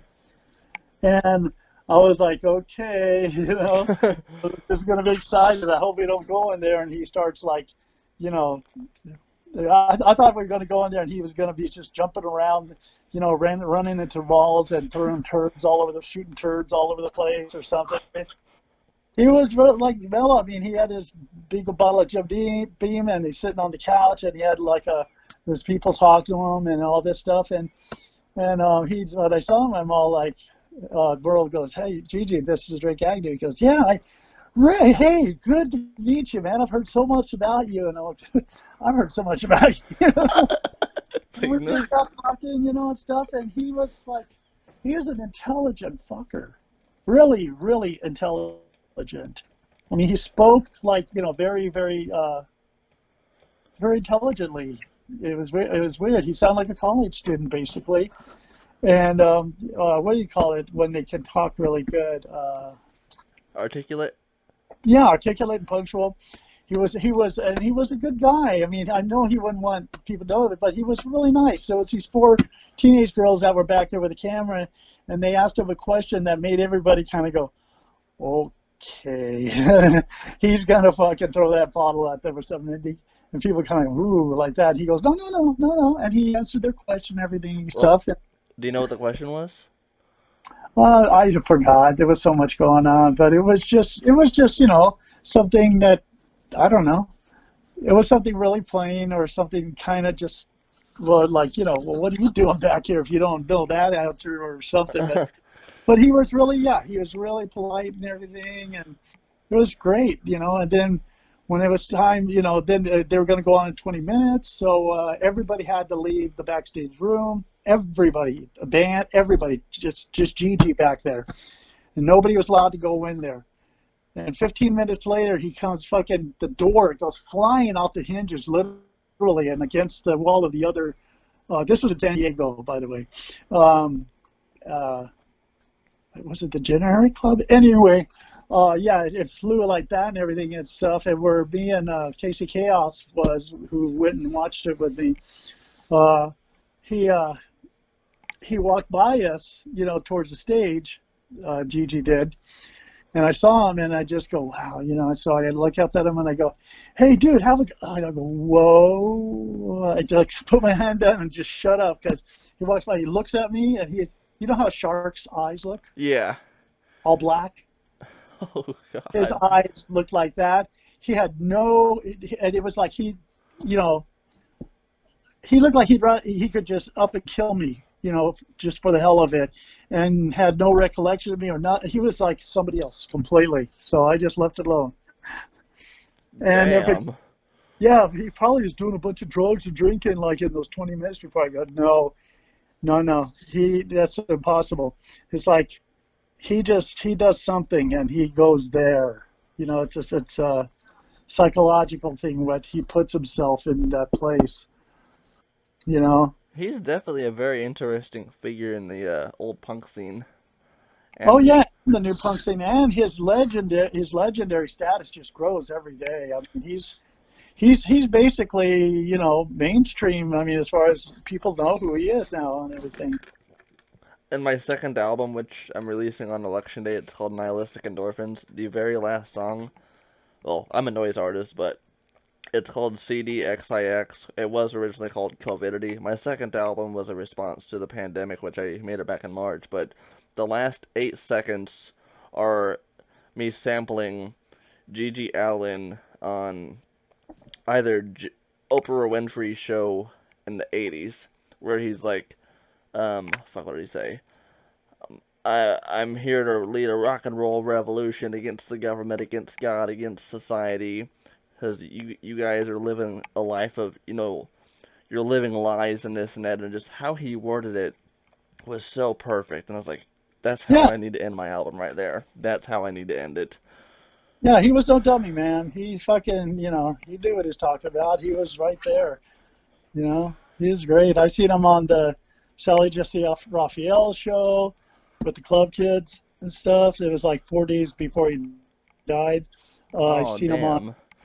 on what do you call it? What's that guy's name? Geraldo de Rivera show. And then there was another talk show that was on. I guess it was Oprah, I Yeah, think. he's been on Oprah, he's been on Jerry Springer, he's been on, Jerry Springer was the other one. Jerry Springer. At the end, Jerry Springer's little thing made me just go like, fuck you, dude. Just fuck you, you fucking righteous piece of shit. Yeah, Jerry Springer's shitty. My grandfather used to watch him all the time, and eh. He started a lot of that fucking QAnon, mentality. Him and Wally George and all those, maybe they were kidding or they were just going for ratings or maybe whatever, but they don't realize they started a fucking really bad thing, you know? Yeah, I remember he brought the Mentors and El Duce on there once, and no, the Mentors, El Duce, and Guar. He brought them on once. Yeah. Jerry did, and he was trying to paint El Duce out to be a monster, which I don't really know much about El Duce other than the accusation that he is the one who killed Kurt Cobain, which that's a whole different fucking thing. He But wasn't. He was offered to. yeah, Courtney offered him 25 grand or 50 grand to do it, and he's like, "No, I can't do that." And then I guess he Alan Wrench or whatever. Yeah, and There's a fucking movie about it. Alan Wrench didn't do it. Alan Wrench just said he did because it was like, Fame. well, yeah, it was like Alan Wrench and all those like Inland Empire punks and stuff. They would just go the extreme with stuff, But then when he said that, it got him in so much trouble. It was like, oops, kind of overstepped that boundary. Yeah, whoopsie. Because dude, I knew El Duce since the late '70s, for a long time and stuff. And he was Uncle Duce to my daughter. He was Uncle Duce. Aw. She fucking loved him and he loved her. I mean, it was just like for the first time they met, it was just so amazing, And he treated her like a little princess, you know what I mean? It was Aw. he was a really, really good guy. I mean, he's one of those where it was, it was all for the show. Yeah, But shock rock. That's all the Mentors were, really. yeah, but he was El Duce 24/7 on the street and everything and stuff. But he didn't go around raping and this or that or whatever and stuff. He would just, talk. He would just be the character and stuff. Yeah, I get But what you mean. other than that, no, he was a real sweetheart, man. And he, anybody that thought he was super serious about it, he'd just be like, no, come on. And he was also him like Gigi, where he was what do you call it? He was a jazz drummer. He knew all his fundamentals and everything. Damn, I didn't know that. Yeah, he's a really, really good drummer. Yeah, And hmm?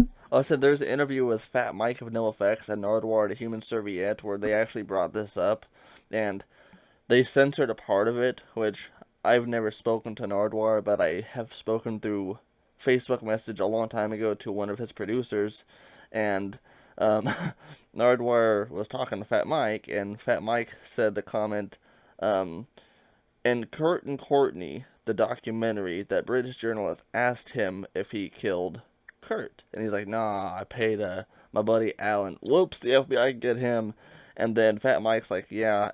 Days later, they found El Duce. I guess they found his body. He got hit by a train, and they censored part of it out. But I guess Fat Mike told Nardwuar that Courtney and them, someone pushed El Duce in front of a train. Yeah, push him, or when he got really drunk, put him out there because he's gotten so fucking pissed drunk and everything and stuff, and he always that's just something he wouldn't do. He Yeah. wouldn't throw himself in front of a train. He was depressed towards the end there and stuff, but he would never do that on his own accord. And he was, I mean, if he was that drunk enough to walk across railroad tracks or whatever and stuff, Yeah, he would know where he's at. he wouldn't have been able to get there. He'd be out, He would be passed out, So, no, that was bullshit, man. Somebody fucking shut him up, too. That's fucking Yeah. crazy. Yeah, so I don't know. I have my theories that somehow she, that Courtney, was. I mean, even her own father said, I think she just did it herself, honestly. I mean, yeah, whatever. Most people just, poor creatures. I feel bad for y'all. Humans are just so foul. I mean, the big mistake. It's like God, they said, well, God made man in his image. Well, he must be really fucked up or something, Well, man. I I mean, mean, he did flood the world and kill everybody at once. So, I mean, yeah, he was trying to erase his mistake, but it didn't by quite work. making a worse mistake. Yeah, But but is there anything else you wanted to add to this at all? well, more projects coming along, more stuff. I mean, it's just so much. I wish I could live like 300 years because with all the ideas and all the things I have stewing and notes and everything and stuff, it'd probably take me that long to get everything done. To get everything. I got books I want to write, stories and all that kind of stuff. I have films I want to make. You Do know, it, do it. oh, I'm gonna as much as I can. And you've got a lifelong supporter talking to you on the phone right now, so Thank you, sir. Thank you. absolutely. So, yeah, write down Crocod the what do you call it? crocodile. What was the other thing I told you? Oh, yesterday. Well, this whole thing's recorded, so I can just go through and listen to this. So Uh, but definitely listen to Metal Machine music. That's on YouTube. yes, yes, You I know, will. Yeah. yeah, Metal Machine music is just insane. It's great. It's a double. It was a double album and stuff. Oh, and then he has the chemical formula on the back of that album, which is how to make crystal meth. So amazing. Wow. I Lou, know. is this fucking Lou Reed you're talking about? Yes. Yes. He Damn. he got way out there on the speed, man, and stuff. That's fucking crazy. Here, check it out. Listen, I'm gonna play you just a little excerpt of it. Uh, yeah, the whole album. When you put Metal Machine music in YouTube search, it'll be on the very top. The full album. I'm It's definitely gonna listen to that. That a sounds little wacky. over an hour. See if you can listen to the whole thing. I'll put it on as I'm working on album artwork for my label, because that's what I pretty much do every single night. Okay, here's what it sounds like. I don't know if you can hear it. Let me turn it up.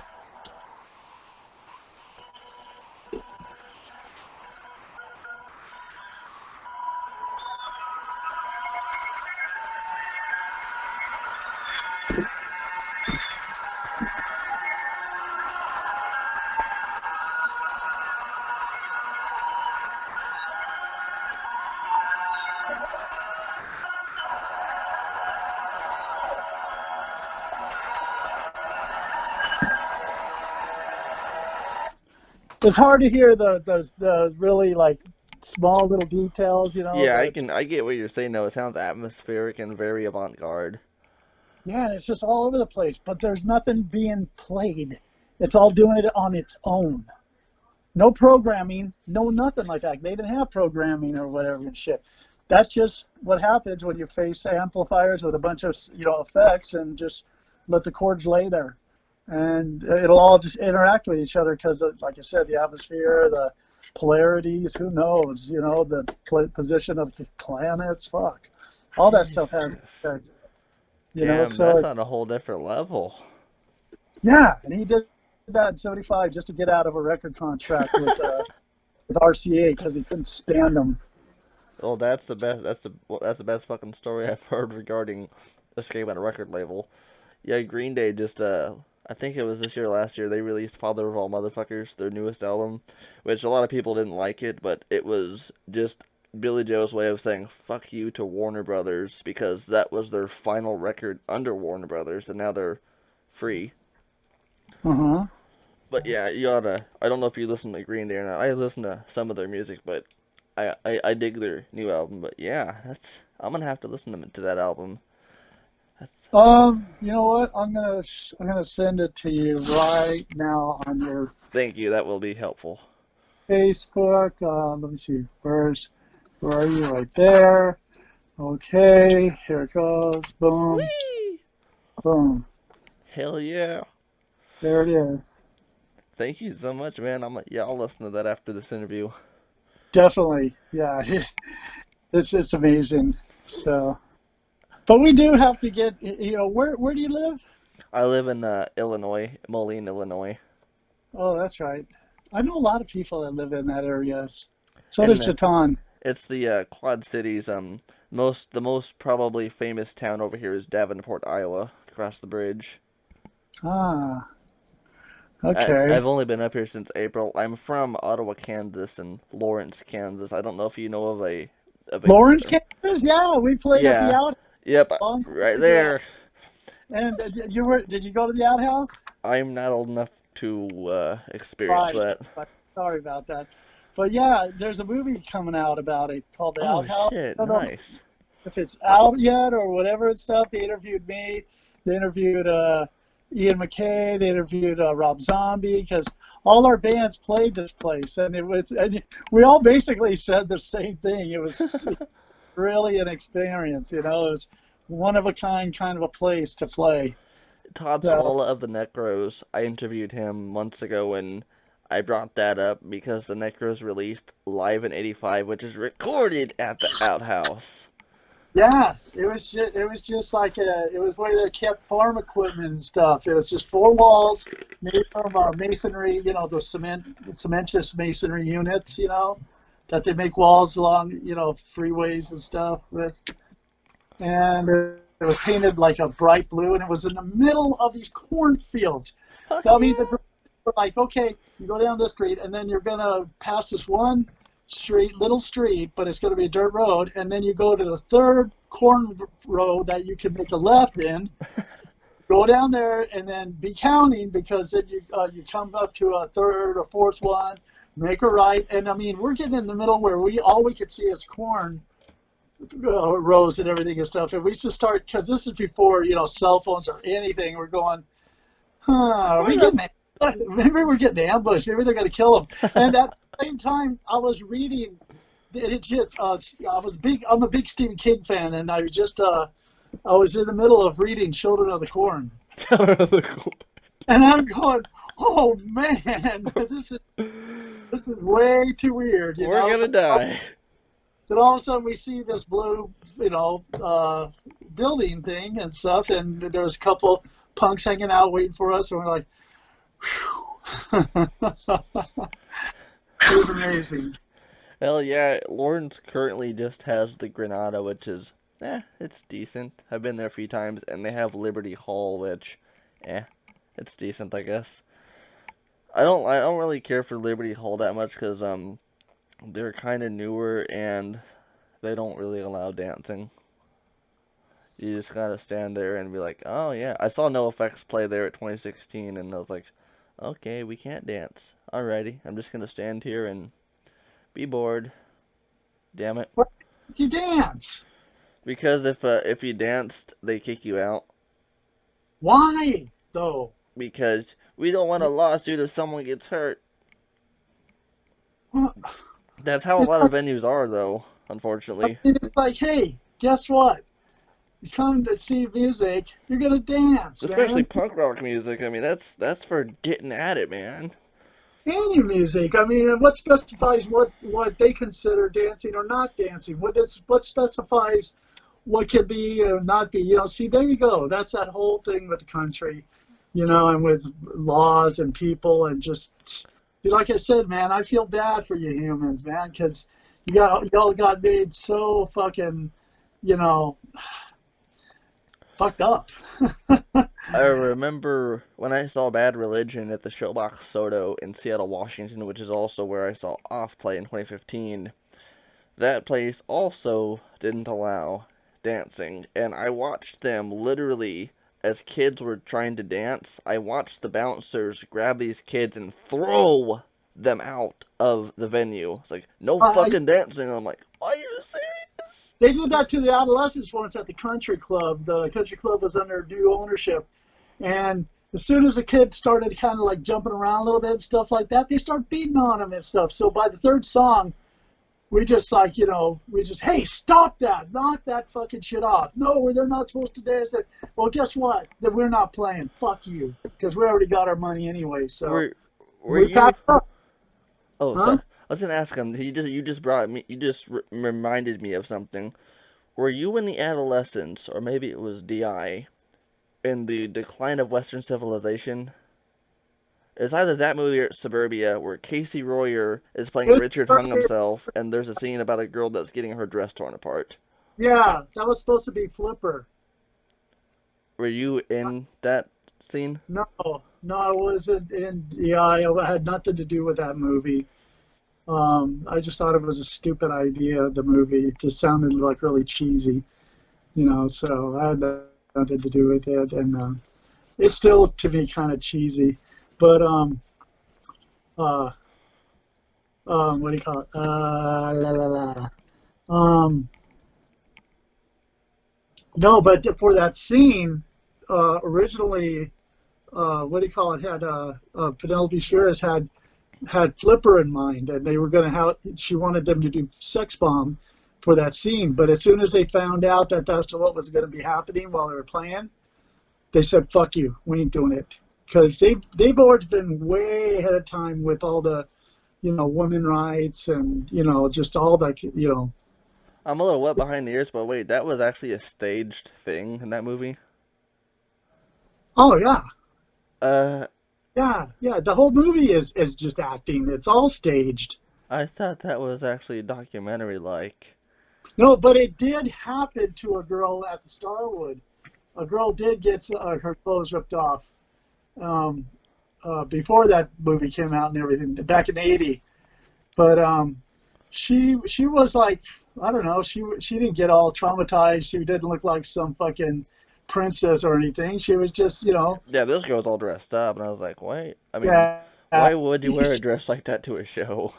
had jeans on that had holes in them and and a torn T-shirt stuff, and it just everybody was really drunk and stuff, and then they just like all of a sudden next thing you know she's in the pit and stuff, and then she's grabbing at other people, you know what I mean, and it's just kind of a casualty of like, oops, okay, a little bit of a moment of insanity there. Yeah, no shit. And she got her clothes ripped off, but she was, I mean, it wasn't like she was okay with it, but she wasn't all freaking out or nothing. It was just like, oh boy. And so they took that and, glorified it or made it act like it was to the bank. So. But they got DI to take Flipper's place because the Flippers saw that that's what it was. They go, no. Damn. I have always, my whole life, I thought that was like a documentary type of thing. I mean, I could always, you can tell when something's like a live recording versus not, but I thought that was a reenactment of something that actually happened. No, Decline is kind of like a documentary. The Decline of Western Civilization, that was Penelope's first, So, so basically. all those stories that I've heard that Darby Crash truly revved up his performance in that was all for the sake of the film then? Like when he smashed the glass and when he sliced his chest open. You mean on Decline? Yeah, and the Decline of Western He Civilization. did that all the time, dude. That was just like, yeah, he that was, he did it all the time. Cut his, Ooh, and stuff. Jesus. Self-destruction, man. Oh, fuck yeah. I mean, when I did the first tour in Europe and stuff, and we did, Read Between the Lines, that's when the Yard Sale album came out. And we went out there and stuff, and during that Read Between the Lines, when that drum part comes in, Yeah. every show, I would grab a bottle, like a beer bottle, and I'd smash it on the stage, or I'd smash it on the, the mic stand, the iron ones. And I would smash it, and then the part where it goes, the lie at the end. Every time I'd say that, I'd just rip my arm open. Mm. Yeah, with the glass and stuff, Mm. with the sweat and all that, and I'd go pretty deep. It was like I was just a bloody mess. It was dripping Holy fuck. and everything and stuff. That's fucking extreme. Yep. Goddamn. I mean, you see, like, if you see me in person and stuff, you can see all the scars all over my arms and shit. So, you know. When I So was 14 or 15, thought I was kind of edgy, and I cut Darby Crash's name into my left arm. I just, like yeah, I like just, just a razor. yeah, I just took a razor, and I mean, I was really depressed, but I was like, I just took a razor and like carved Darby Crash into my left arm, and today, if you look at my arm in the sunlight, you can kind of see the scar, but it's mostly faded. Because that was like 10 years ago. And so what? Uh, What was the reasoning for it? no, how deep did you go? Oh, it wasn't really that deep, honestly. My It was friends, like like, scratch. So yeah, it's scratched. Like today, I'm looking at it right now. You can kind of see the outline of it, but not really. It's mostly faded. I'm not really too tolerant of pain, and so I didn't like, I didn't hardcore do it. I just like, whoa, Darby cuts himself. I want to try that. Not really a logical idea, but I was like, hell, he did it. I want to do it. That seems pretty fucking cool in my 14-year-old head. I still did it a lot. Oh Just god. up to like a few years ago.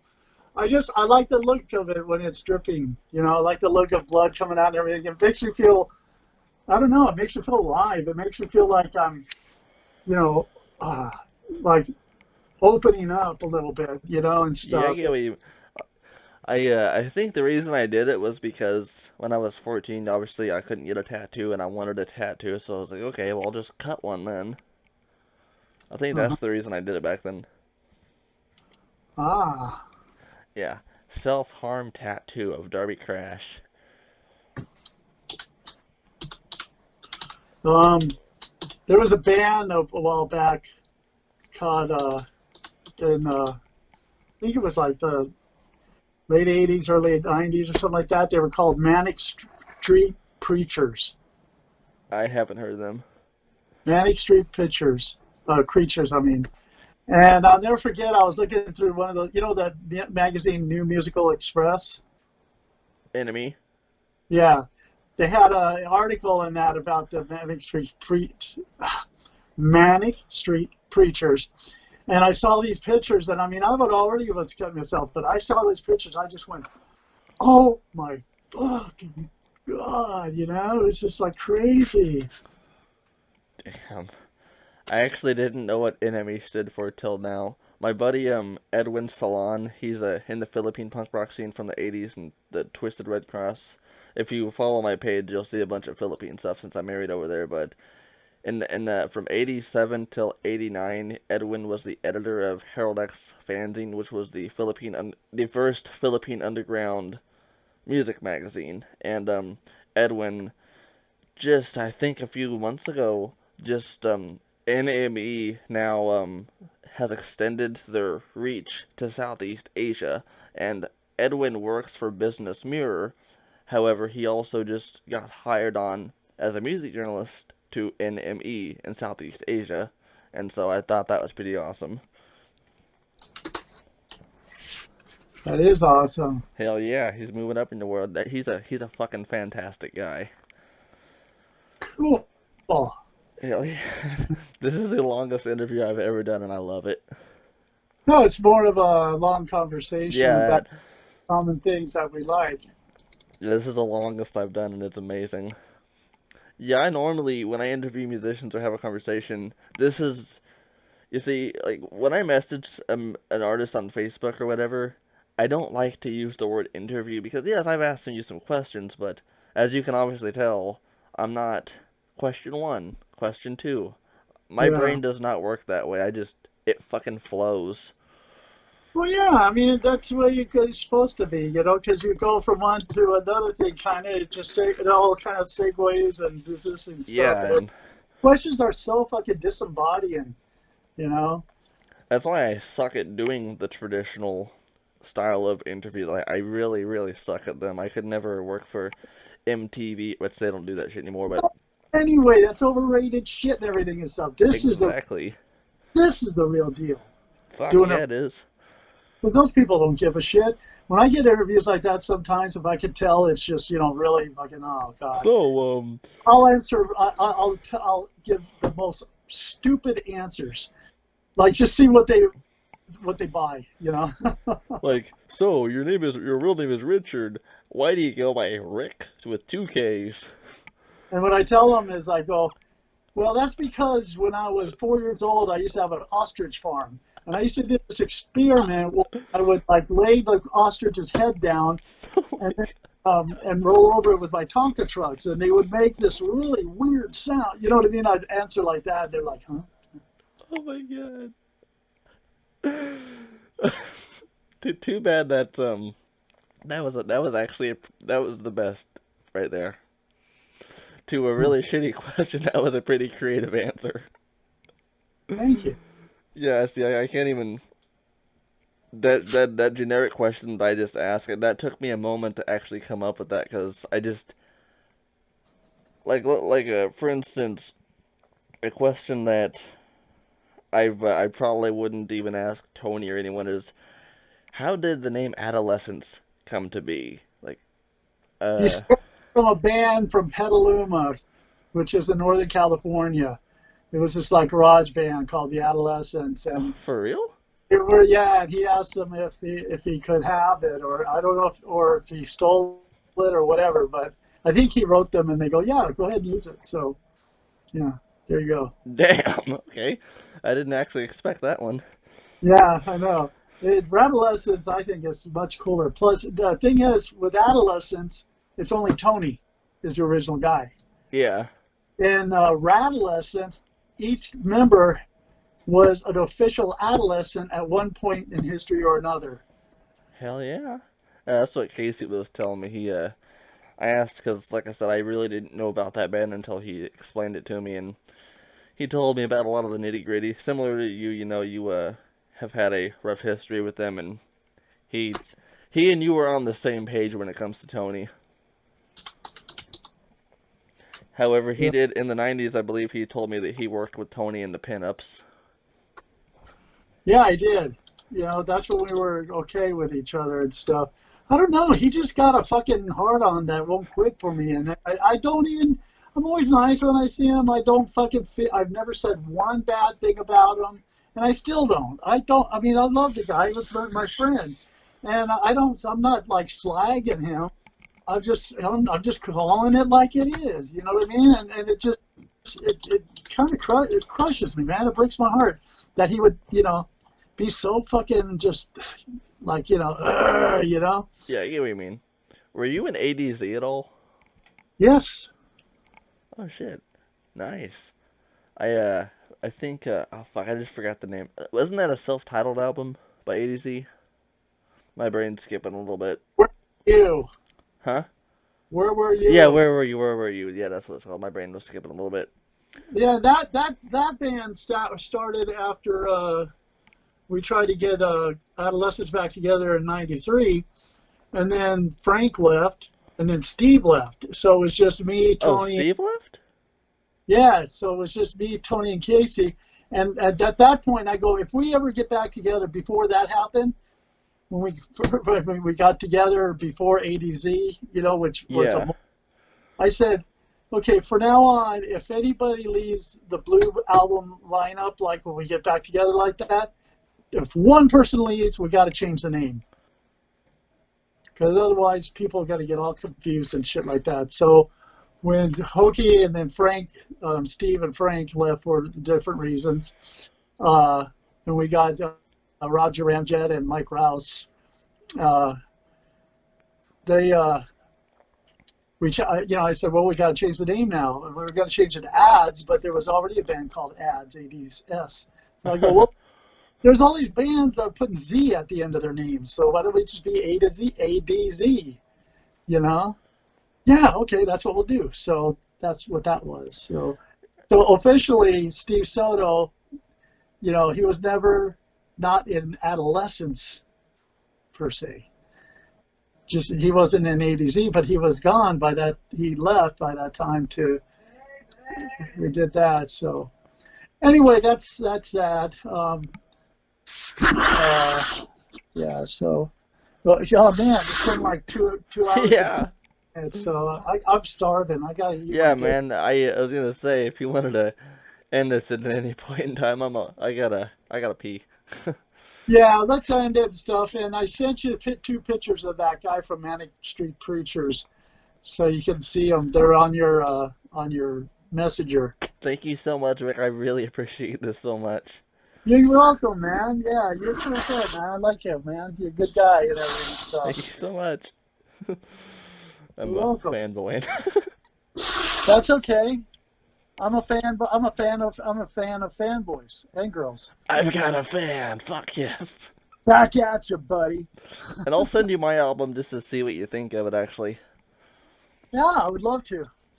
yeah, it's noise. It's a sound project, and it's yeah. You and Jatan should definitely sit down and listen to that and be like, holy fuck, what's going on in his head? Send it, please.